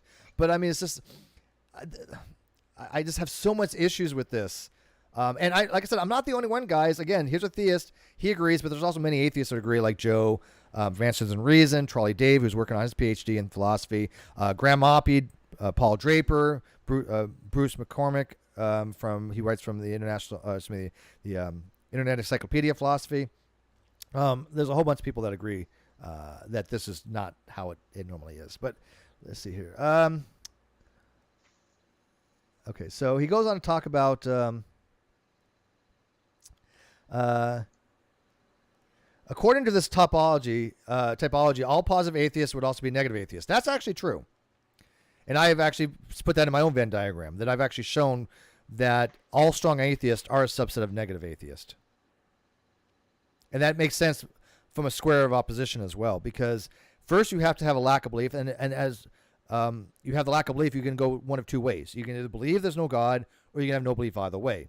And that's one of the problems with being a weak atheist, is that you have to have either the position there's no God, or you're undecided. There's no other options. You're logically prohibited from just resting on, so to speak, negative atheist. If you're a negative atheist, it's because one of two things. You have no position either way, or you believe there's no God, in which case you're a strong atheist. Does it make sense? Yeah. Okay. Yeah. So it's really weird to think of strong atheism as a subset of negative atheism, but it is logically. But when people say they're a negative atheist, what they're saying is they just don't believe in God, but that's ambiguous. It doesn't tell you what their position actually is. Right. It's not telling you it's not telling you if they have a belief on the matter or not. Correct. Right. However, not all negative atheists would be positive atheists. That's actually true. Thus, as Martin writes, the positive atheism is a special case of negative atheism. Okay, I agree with that, and I've done a Venn diagram to show that. Most individuals considered to be atheists under the complex definition of the word would fit under the umbrella of positive atheism. That's, I think, cannot be overstated. Most individuals considered to be atheists under the commonplace definition, which is the belief that God does not exist, of the word would fit under the umbrella of positive atheism. He's literally saying that most atheists are positive atheists. And I happen, in my experience, believe that. Yeah. But I had a guy on my Facebook today, Dave, said that no atheist should ever say there's no God. What? What? No theist should ever say that there's a God. Right. It's like if that sounds funny to you, if it sounds funny to you that, yeah, you know what, theists, they should just lack a belief that God doesn't exist. They don't need to assert there's a God. If that sounds strange to you, why would it not sound strange to somebody who says that atheists are not assert there's no God? It's the same thing. It's the opposite coin. It's the negation of the same proposition. That just sounds weird to me. However, negative atheism would include a much more diverse set of beliefs. Those who have never heard of the concept of God, including young children, which, again, I hold as innocent. Those who consider the concept to be absurd, which, it's called an apatheist, I guess, right? Yeah. Okay, yeah, that's right. Maybe not absurd, but they just don't care, Right, yeah. As well as those who simply... By the way, I would actually argue that if you find the concept of God to be absurd, then... it'd be almost epistemically entailed to believe no such thing exists. That would be actually a positive atheist. Yeah, although, well, I guess it depends. It might depend on what particular account of absurdity one accepts. But yeah. It certainly, that's at least one possible. Well, okay, square circle. A square circle is absurd by definition of a square circle. And again, prescribing mathematical stuff is a little bit different. But yeah, a square circle cannot exist, right? So it would be irrational to believe square circles exist. So if you say square circles are incoherent or are absurd, then it seems to be an epistemic entailment to believe, or at least implied. I wouldn't say it's entailment, but it's implied that you believe they don't exist, because you can have, as you said, false beliefs and conflicting beliefs and things of that nature. But generally speaking, if you think the concept of God is absurd, why wouldn't you be a positive atheist? I mean, I guess so. I'm just thinking that there is kind of like a difference if I wanted to say I don't believe that married bachelors exist versus I don't believe that unicorns exist. Like, I do have a distinct concept of a unicorn, so there is something I'm actually taking an attitude towards, whereas in the case of a married bachelor, I don't really have a concept of that because that's just gibberish. So in one sense, it's kind of hard for me to even say this concept that I don't have. I don't believe that refers. Right. So, right. Exactly. Because the object that it refers to, the reference to the referent, there's a mismatch there because there's no object to be pointed at. It's just a conceptual object. But in the case of a married bachelor, I'm saying there's not even that. Like, I don't even know what the conceptual would be. What is the concept? There's no object that being had. Even conceptual. I don't even have a concept to be denying. Right. That's what I'm saying. There's nothing being referenced there. Yes. But for all practical purposes, I would agree with you that for at least with respect to those of us who do think that there is a clear conception of God, then such a person would be an atheist by all. Yeah, I'm sure. For all practical purposes. Yeah, and then he goes on to say, in addition to such individuals, most agnostics would also fit in the umbrella of negative atheism. I've shown in my blogs that using these usages, agnostics would also fall under theism as well, equally. And as Dr. Oppie has pointed out, he has actually said agnosticism is no more closer to atheism than it is to theism. Mm-hmm. Actually, agnosticism is a middle ground. This is wrong. It actually is a middle ground in philosophy. It's the position, again, the psychological state of not having a position on the proposition. But you can actually show logically that the logic for an agnostic, that what is denoted by the logic, is the same thing as denoted for weak theist, which is the same thing denoted for weak atheist. It's the same logical symbolism. There's no difference. If you have no positive epistemic status, literally I've proven using logic that you are a weak theist. So all these weak atheists out there that are going, oh, I'm just a weak atheist, logically it's denoted by the same thing a weak theist would be denoted by. You can't get out of it. Try. Nobody's refuted me on that in years. Nobody. Yeah, because it's logic. It's like, damn, Steve's right on that. But you don't go around saying you're a theist because you're a weak theist. So why do you go around saying you're an atheist because you're a weak atheist? I mean, you can do it. I'm not saying that you don't have a right to do that. I'm just saying is that if you want to have consistency in your ontology about your beliefs and things of that nature, then why would you allow for it in one case but then not allow for the other? To me, it seems like some kind of epistemic inconsistencies. I mean, for me. Well, yeah, and I think it's because there are in a lot of cases, ulterior motives, or in other cases, just people haven't thought about it that far. You think so? I mean, you might be right. I mean, again, this is some pretty in the weeds stuff, and I understand that. And people say it's very, I'm being a pedant for talking about this stuff, and it's not though. I think it really goes to the core of what it means to be a critical thinker and what it means to really deep dive into these types of subjects to think. Is this making sense? Is this something that I would be proud of as a critical thinker? And the atheists are out there going, hey, we're the critical thinkers. We're the rational ones. But they're so inconsistent when they do stuff like this. Yeah, well, because I think a lot of them, I mean, we all have heroes, right? We all have people that we look up to. And, when we just are maybe infants into some particular movement that we've been enamored with, then maybe don't always pick the best idols, right? And so people can learn this kind of stuff maybe from people like Matt Dillahunty or Tom Jump, people like that, who they might get people they might get enamored with. I was talking to Tom the other day, by the way. Yeah, Tom. It was funny because Tom did a video, and he's in a video. He's like, yeah, Steve may be an idiot, but he's right on this. And so I commented, I'm like, hey, you know what? I might be an idiot, but I'm right. I'll take it. Baby steps, Tom. But yeah, we'll get there little by little. Yeah. No, but yeah, well, I think so. Maybe some people are just regurgitating what they've heard and just haven't thought through. Because I mean, I'll be honest. Like when I first got into things like Christian apologetics, I mean, I would repeat things that people like Frank Turek said, and I mean, it sounds stupid to me now to say some of these things. Frank Turek is a low-level apologist. I'm sorry. He's sure. Nobody should take Frank Turek seriously. Again, Swinburne. If you want to, Josh Rasmussen. Brilliant. That dude's brilliant. Indeed, yes, and but I had to work my way up to that, right? Initially, the denomination I was raised in, pretty much, Ken Ham and Josh McDowell was about the only thing that I was given. Man, when your heroes are Ken Ham, you need to rethink your your worldview. Oh, Right? you know, the first apologetics book I probably read was Ken Ham's book, Evolution: The Lie, which is funny because I was just at the Goodwill today browsing the books and I saw that book on the shelf and I laughed. But Which is so not even a real action. There is such a field as apologetics in philosophy, and look, it's advanced stuff that even I don't have the skill set to get into.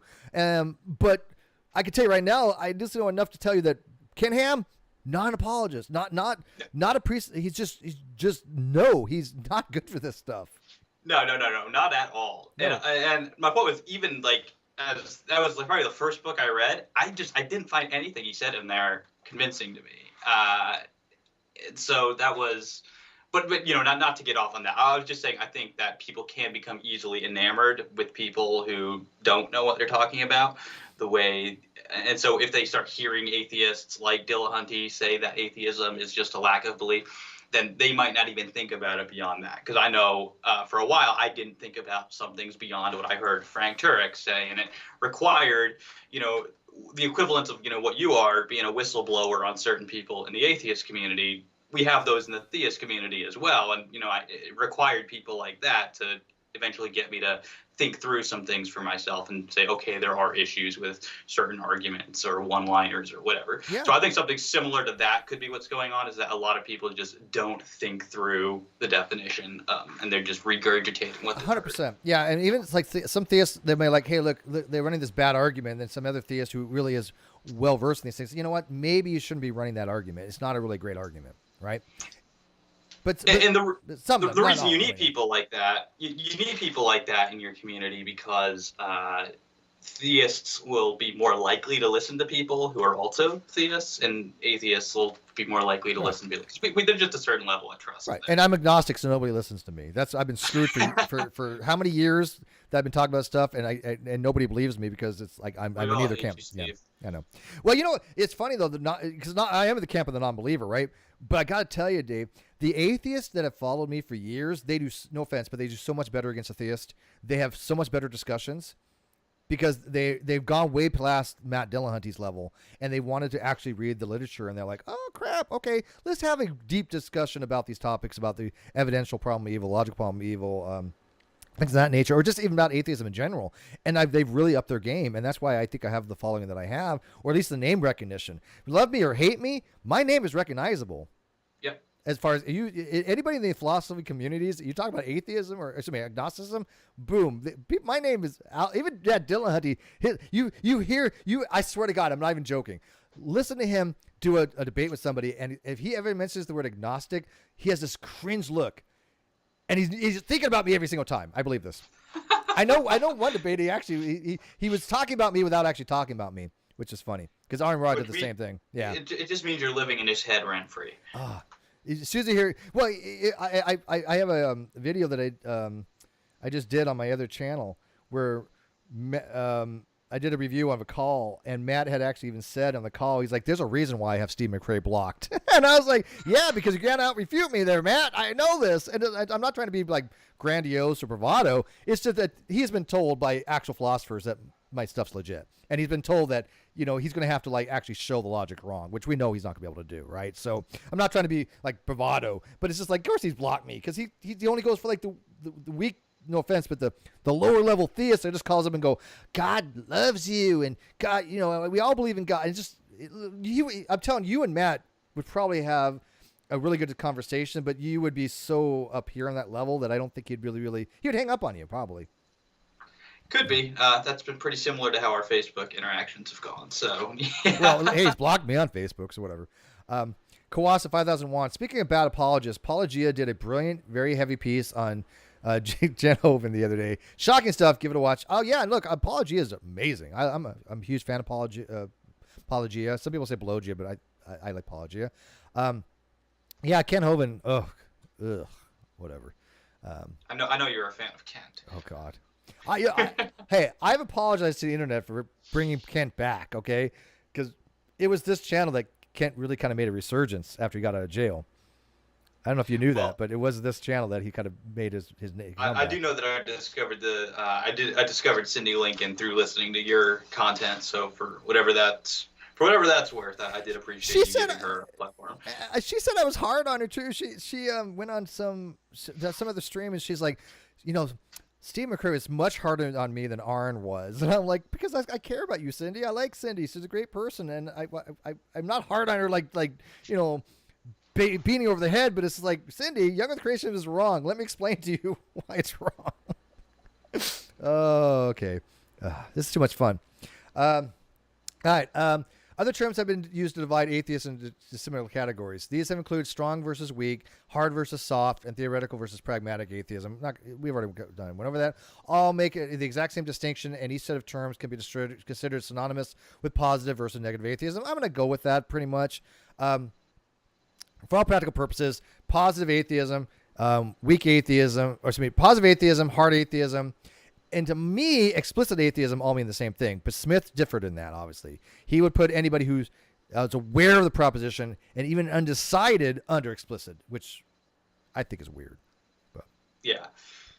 You know what's so funny, Dave? I didn't realize how much there was on this.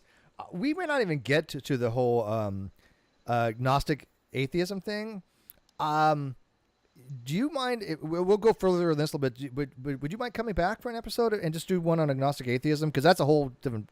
I could spend another 2 hours on that, and we don't have the time. We got about 20 minutes. If you're okay with having me back, I'm okay with being back. Well, yeah, hell yeah. Do you guys want to see that? By the way, even if you answer no live chat, it's going to happen anyways because it's my channel.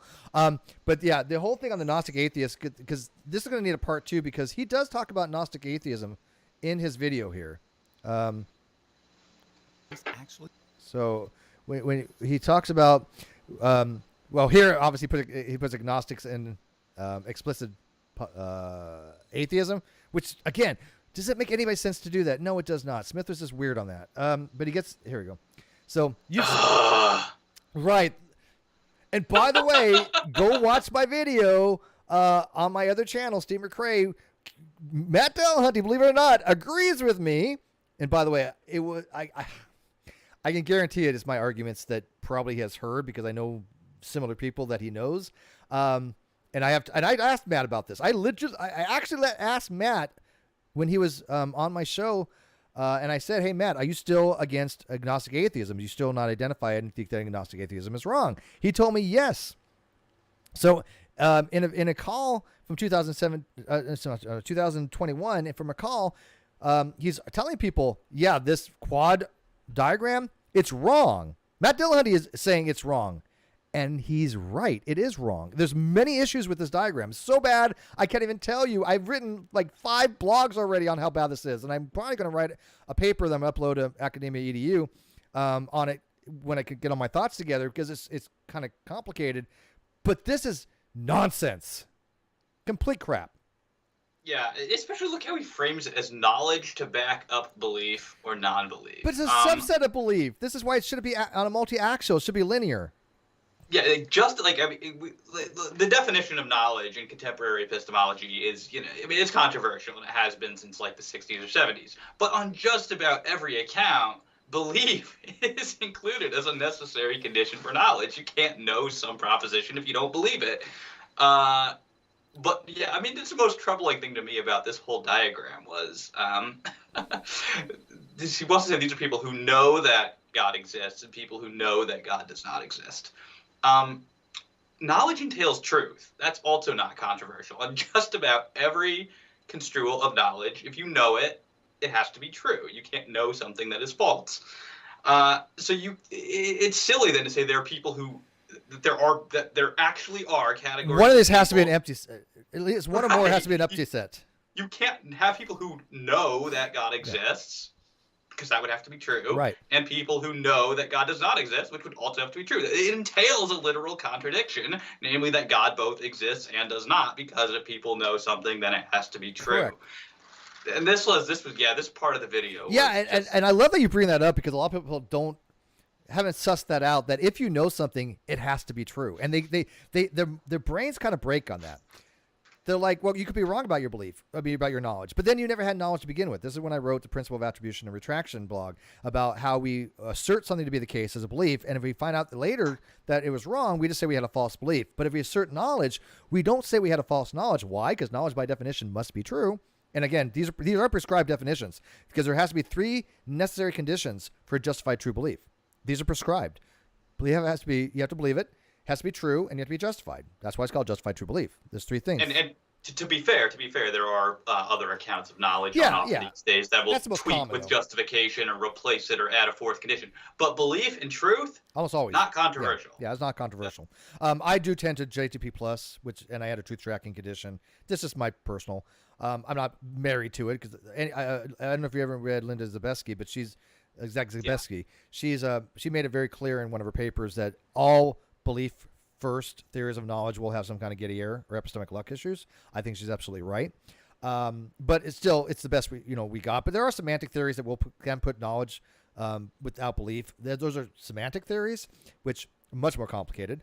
But as far as what Dave's saying, yes, justified true belief is not some Christian thing. I've had people tell me, oh, that's just what Christians think of knowledge. No, that's atheists think of that as knowledge too. That's just standard.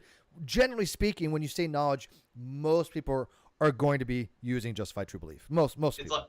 Like, for anyone who wants to say it's a Christian thing, that's just weird. Have you read Bertrand Russell? Yeah, I mean, exactly. Yes, and by the way, I highly recommend reading On Propositions by Russell, what they are and what they mean. Brilliant paper. Or just, Problems of Philosophy. You'll very clearly get justified true belief definition of knowledge from Russell. Common. Very, very common. Yeah. But as you said, though, it has to be true, right? So if I say I know something and I find out later that I was incorrect, what I say is I had a false claim to knowledge. I was wrong. I didn't have knowledge, right? You thought you knew it. But to actually know it, it must be true. Mm-hmm. So if I say I know X equals X, in order for me to actually know this, it has to be true that X equals X. It has to be. So this diagram doesn't encapsulate any of them. Plus it gets, the axis is incorrect because, again, knowledge is a subset of belief. And worse is that I'm going to do this, I'm going to draw some things on a whiteboard, I think, next time. I was going to do it this time, but I'm way out of time. But I have this little whiteboard thing. Wait, what is it? Nope. Where's it at? I got so many. Here we go. I got this little whiteboard. I'm going to draw the whole Gnostic Atheist thing using logic and show people in real time. Next episode when I have Dave on, we'll figure out when. Why logically this particular diagram just doesn't work. And even Matt Dillahunty, like I said, he recognized this because he's talking to very smart people. I'm not going to throw out the names, but I pretty well guess who. I know one person he's talked to. And all of them know my arguments. And I'm not saying that I convinced Matt Dillahunty. What I'm saying is that my arguments are out there against this. Answers and Reason has used my arguments to formulate their own arguments and blogs and things of that nature, which are wonderful. But I was one of the first people to really start attacking this usage of the squad system. And as Matt Dillahunty will tell you, this doesn't make any sense if you use atheism in the weak case. It is nonsensical. Because knowledge being a subset of belief, in order to have an epistemic modifier of Gnostic or agnostic, you must have a belief to modify. Yep. And we'll go over this next time using the actual logic. So the term agnostic atheist or agnostic theist don't make any sense in a weak case. You can only be an agnostic theist. By the way, it's superfluous. It just means theist. If you say you're agnostic theist, you say, okay, I don't know there's a God, but I believe it. Well, how's that any different from the theist? That's just what theism is. Yep. Now, if you say you're a Gnostic theist, you say, well, I believe there's a God, and I know there's a God. Okay, there's nothing, unintelligible about that or ambiguous. But the problem is I don't really care what you claim against knowledge. No offense. I just want to know your belief states. Right. When you're asking about God existing, I'm not asking what you think you know. I'm asking you what you believe. I mean, and then you can assess whatever various reasons they want to give you to see maybe they really do know it. But if you're just trying to assess where does this person fall in the demographics, then And again, in order to have agnostic atheist, that would only work in the positive case. Same with the theist. People will generally say theist is somebody who believes there's a God. That's why you can have this differentiation, and it's not nonsensical. But as soon as you make it in the lack of belief, it becomes completely ambiguous. Because what would it mean to be a Gnostic theist as somebody who just merely doesn't believe? You can't modify anything because you don't have a belief to modify. And this is what, Matt Dillahunty puts out. He has put this out that it's nonsensical. But who do you think he got that from? At least somewhere down the line, because I've been arguing that for years. It's in my blogs. Go reread them. Let's go back to like 2018. And also, like I said, the Gnostic Atheist, if would be somebody who knows there's no God, right? So if you just take the negation of that, you just say, okay, somebody who doesn't know there's a God, but it only makes sense if you still have the belief. You can't, because here you have knows God exists and believes God exists, right? Because knowledge is a subset of belief. Right. But when you go to the next square up, you still have to keep the belief. You can't just change two radically different things. You can change the negation of the not and say, okay, this quadrant is somebody who does not know there's a God. But if atheism is positive here, to be consistent in the quadrants, in quadrant 2 here, because usually quadrants go 1, 2, 3, 4, this has to be in the positive case. Because you cannot change that from positive to merely a lack of belief. And when you look at these diagrams, that's what they do. They just change it to lack of belief. I'm like, that's dishonest. Or at least very confused. Yeah, and so I'll do that another time with you because that's a whole different show for that. I can talk for hours on that. Anyways, I'm not going to get too much more into this because we are running out of time. If there's anybody who has some questions, I do have this in the video description, so go read his paper. Tell me what you think. But I don't think there's really much more that we can go add on this because he starts getting into the actual methodology. Oh, let me talk about this real quick. Agnostic, Dave, agnostic. In common use, the word agnostic is usually understood to mean a person who is neither theist or atheist. Yeah, stop there. You're done. Why go on from there, Matt? This is the common use. This is what I try to explain to people. He says it in his own paper. In the common use, the agnostic is usually understood as a person who means neither a theist or an atheist. Why? Because that's what it is understood in philosophy as well. That's what it means. But then he goes on, and he loses this. He says, in other words, an agnostic is someone who is either not sure whether or not God exists or not. What does surety have to do with anything? That's a measure of confidence or certitude, right? If you don't have... Most people are not claiming certitude. They can doubt their own beliefs, and they sure are not claiming they're sure about anything. Maybe some theists, okay, whatever. But I'm not asking you what you're sure about. I'm just asking you what you're convinced, not the degree of you're sure of your being convinced. Or not God exists, or somebody who prefers not to commit to either side due to the fact that he or she feels that the question is unanswerable. Well, not necessarily. This is not correct. I'm not even weighing in whether the question of God existence is answerable or not. I just not answering the question, does God exist? Because I have no position either way. But my reasoning is not because I feel the question is unanswerable. Other people can answer it. It might be unanswerable for me, though. Maybe. Or maybe maybe you'd say you couldn't justifiably answer it. Correct. I think that's fine. I'm okay with that. What's interesting is that first one he gives, like, I feel like there's some days that's true of me, right? There are some days where I'm not sure that God exists. I probably just got thrown out of the kingdom for any Christian. There's nothing wrong with that. There's nothing wrong with that. Look, again, this, it's funny. There used to be a guy named Shaka God. They used to go around saying, to be atheist, you must, be certain that God does not exist and be able to prove it. No, nothing like that. That's ridiculous. And I don't hold a theist to the same standard. A theist doesn't have to be sure God exists. They have to believe it, but they certainly doubt it, and they might even vacillate between theist and agnostic some days. It might be, maybe I'm not convinced of this. Yeah, like right after like a really like emotionally fulfilling worship service, I might have like huge confidence in God's existence, and then when somebody I love dies, that confidence could fluctuate, right? My belief doesn't change, but the level but your of confidence does. Right, exactly, and that's just called being human. Yeah, nothing wrong with that at all, and that's what I'm saying. It's a linear scale on confidence. You have if you're not convinced, which would be believes. Then you have knows, then you have certain, and then if you really want to take it to the full all the way out, you could go to epistemic certainty. But for all practical purposes, knowledge is a subset of certainty, belief is a subset of knowledge. Now, realistically, there are some philosophers who say that certainty is required for knowledge. I don't subscribe to that. That's called the strong acceptance case. I go what's by the weak acceptance case, which means that knowledge does not require certainty, but it does require belief. That's in my citation list on my blog. If you want to read that from Armstrong, wrote a paper on that. And I think that most people, why would you want certainty to be knowledge? Because then how could you really know anything that's not a priori knowledge? Like I can know that A equals A, but other than that, I really can never claim knowledge for anything else beyond identity. So I would take kind of a middle of the road position between those two. I would say that, being a foundationalist, I'll make a distinction between the inferential and non-inferential beliefs. I do think you need epistemic certainty for your non-inferential beliefs, but I'm fine with saying that inferential beliefs can be fallible. Okay, well, let's look at that. Are you a classical or weak foundationalist? Classical. Okay. I used to be. Sorry, I moved to weak. Technically neoclassical. Okay, neoclassical. I move into more weak, which is probably similar to neoclassical. I'm a foundationalist as well. Obviously, for your properly basic beliefs, you can't have knowledge of them because they're properly basic. You can believe them, but you can't know properly basic beliefs because they're axiomatic. So you're taking them axiomatically, right? Why would you say so you wouldn't say that a properly basic belief is I don't believe they're knowable. Okay, so you wouldn't say that those are items of knowledge?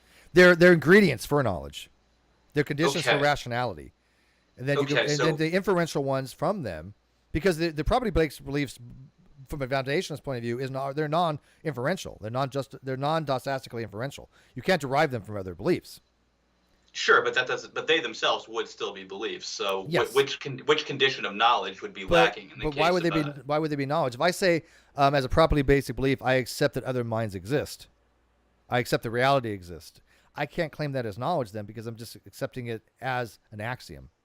You're saying you accept it in the absence of justification. So when you say the justification condition is what's lacking in the case of a properly basic belief? If you ever read one of my blogs, I even say when it came to properly basic beliefs, are they justified? Because some people will say they're justified, some people are saying they're not justified, and I've read different views on that. And again, I know we're getting in the weeds, but this is good shit to me. And I apologize to my listeners. Like, you know what, this was good. Now they lost it. But whatever, suffer with us. Welcome to philosophy. But you know, whether they're justifiable or not is more to me. Again, the fact that they're non-inferentiable. You cannot derive them from anything else. They're not taught. They're not learned. They're not derivable from anything. They're just beliefs that you accept. Then you can build knowledge from them. You can say, I have these properly basic beliefs. Then from those, I can build a epistemological framework of knowledge. That's kind of how I take it. But I mean, you may have a little bit differently, but I mean, I'm not like way in left field to you. Okay, I was just because for me, the properly basic belief or a non-inferential belief, it's still gonna be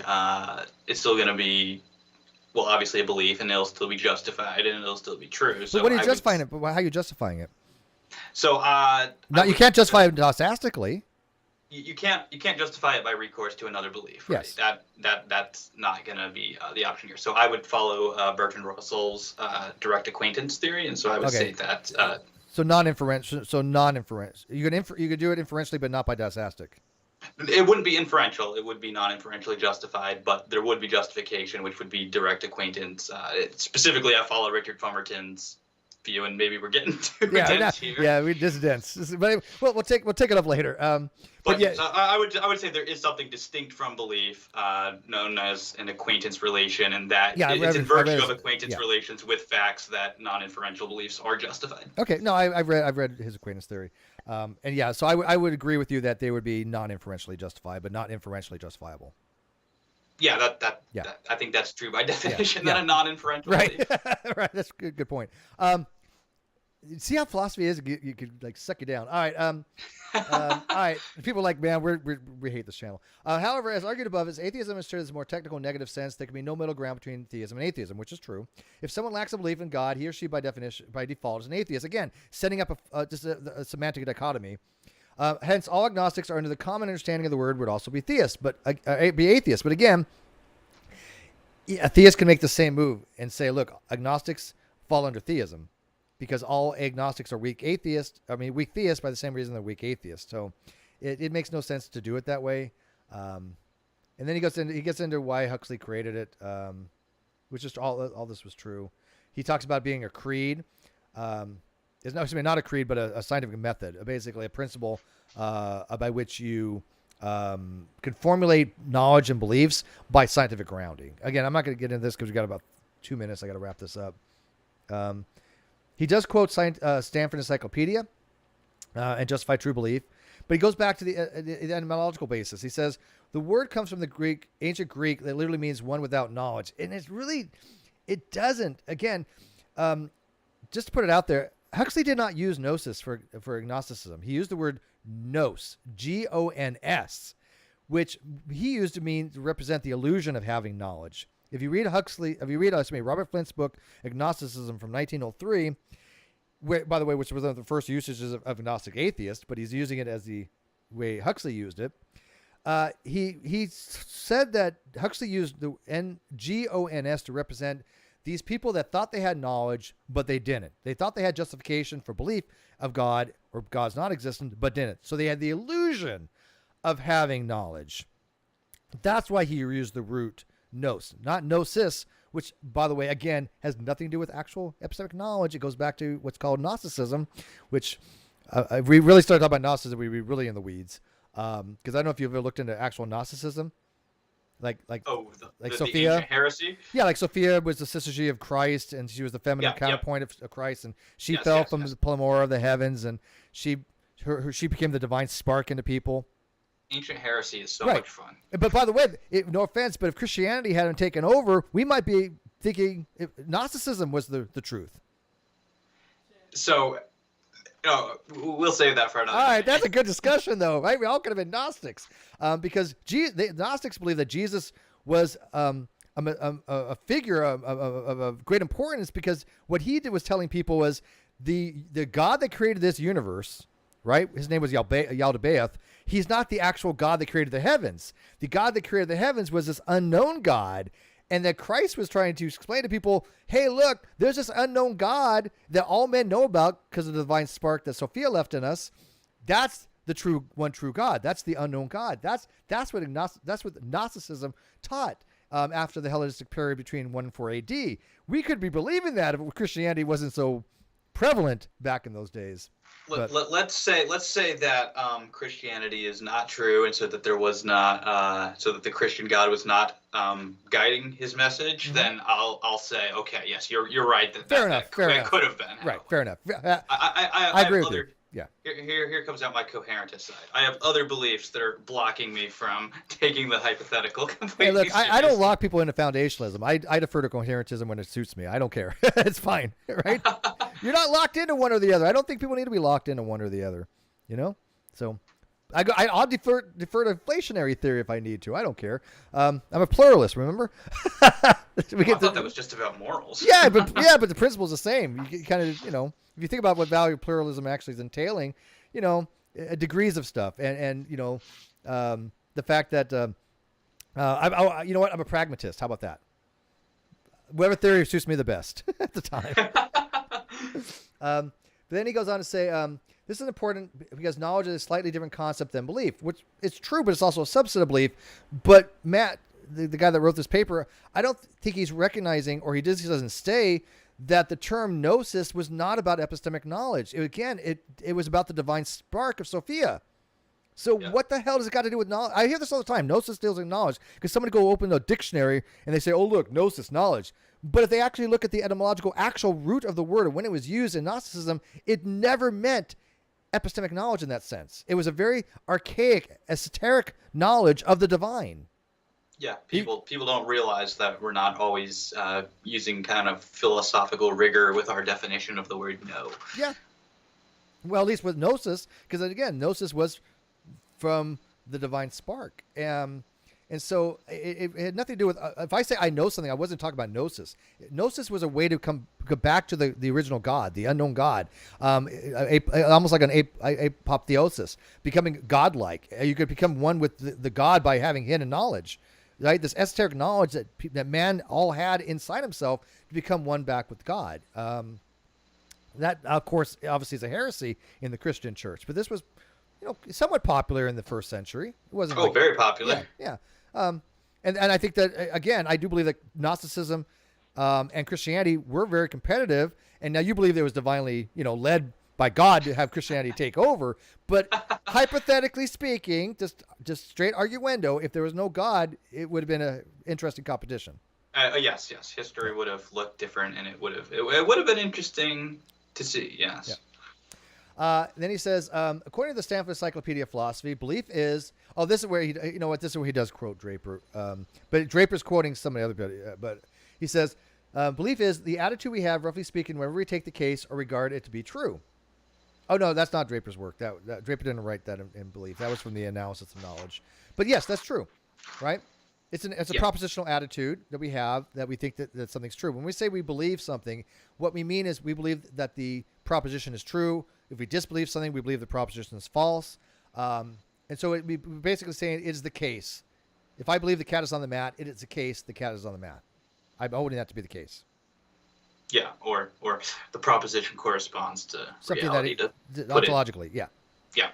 And that would be very correspondence theory of truth. Yeah, sorry, I'm an old-fashioned correspondence theorist. Yeah, it's fine. I have no problem with correspondence theory. It says, whereas the knowledge is as a species of belief, specifically justified true belief. Schweitzelberg, how do you spell it? Schweitzelberg? Your guess is as good German. as mine on how to pronounce it. Therefore, it is possible to believe or not believe in something independent of whether or not one claims to have certain knowledge about it. Absolutely true, right? You don't need to have knowledge about something to believe in it. People confuse knowledge with information. Not the same thing. I get people all the time, these atheists say, hey, Steve, how could you believe something if you don't know about it? That's a different uses of the word knowledge. That's an equivocation fallacy. Yep. Because they're using knowledge to be understanding as informed of, have information about, and that's not what we mean by knowledge in the epistemic sense. Right. And then they say this means there are 4 possible ways to combine atheism, theism with agnosticism, and the counterpart Gnosticism, but they're not related. Not to be confused with ancient religion, Gnosticism, but that's what it is. That's literally what it is. I mean, fine. If you want to use Gnostic as an epistemic modifier, you can try to do it, but I have a challenge for people to make a schema work, and nobody's ever been able to make the schema work logically. Maybe Matt can. He's working on his PhD, or he got his PhD. Maybe Matt, if he ever sees this, come up with a logical schema for this, because I've never seen anybody do it. And then they just get into this, which, again, we a good segue for the next time. Oh, and they, by the way, he quotes Richard Dawkins' scale here. Which, by the way, Matt Dillahunty agrees is crap. Matt Dillahunty does not like this scale. I don't either. I have my blog in the video description about how crappy this scale really is. I don't know any philosopher that uses a scale. None. They all hate it. Yeah, and just kind of when he gets into the degrees, it's so bad. It's so bad. Yeah, it's painful, is how I would describe it. Yeah, Richard Dawkins is a biologist. The philosophies leave a lot to... And now look, again, I want to make this very clear. I'm not claiming a shred of expertise. I have no expertise in anything. I'm just a layperson who has read a significant amount about these topics, where I've gotten into the era of actual philosophers when they say, hey, well, yeah, Steve's not a complete idiot. I'm okay with this. If I get the standard from an expert to say, yeah, well, that guy's not an idiot, that's actually cool with me. But a lot of them do read my work, and a lot of them go, hey, Steve's making some very valid points. Ozzy's been defending my work lately.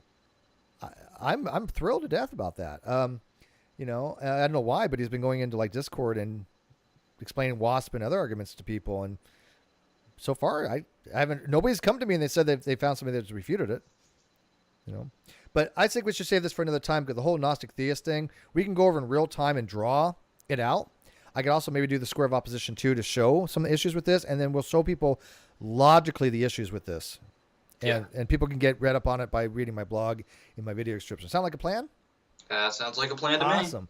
I think it's a good way to wrap it up. So, again, I hope people kind of at least got something out of this, where, again, I know we talk about these things a lot. People are like, oh, Steve's like a guy with a hard-on for something. And Matt Dillahunty even says, Steve's somebody with a bone. What Matt doesn't really seem to put forth to the people listening to him is, I just want rigor. I just want people to have critical thinking skills and across the board apply them, and not be biased and not have hypocrisies. And especially when it comes to logic, telling people things that are not true logically, then I got a huge issue. And I've proven to people that all new atheists do is just make a semantic game by creating their own dichotomy between atheist and theist, where nowhere in philosophy is that really accepted.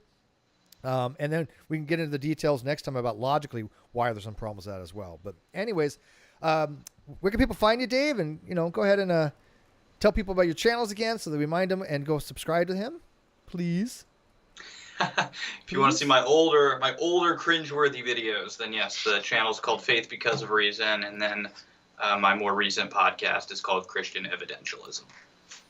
I'm gonna check it out because I'm familiar with their other channel. I don't remember your newer channel. By the way, we never got to this, but for the people in the live chat, go read Agnosticism, Atheism, Theism 101, where I kind of explain this stuff. I don't even know what to put in here. Let's see here. Negative atheism. By the way, Michael Martin actually agrees that it requires a justification. Graham Oppie.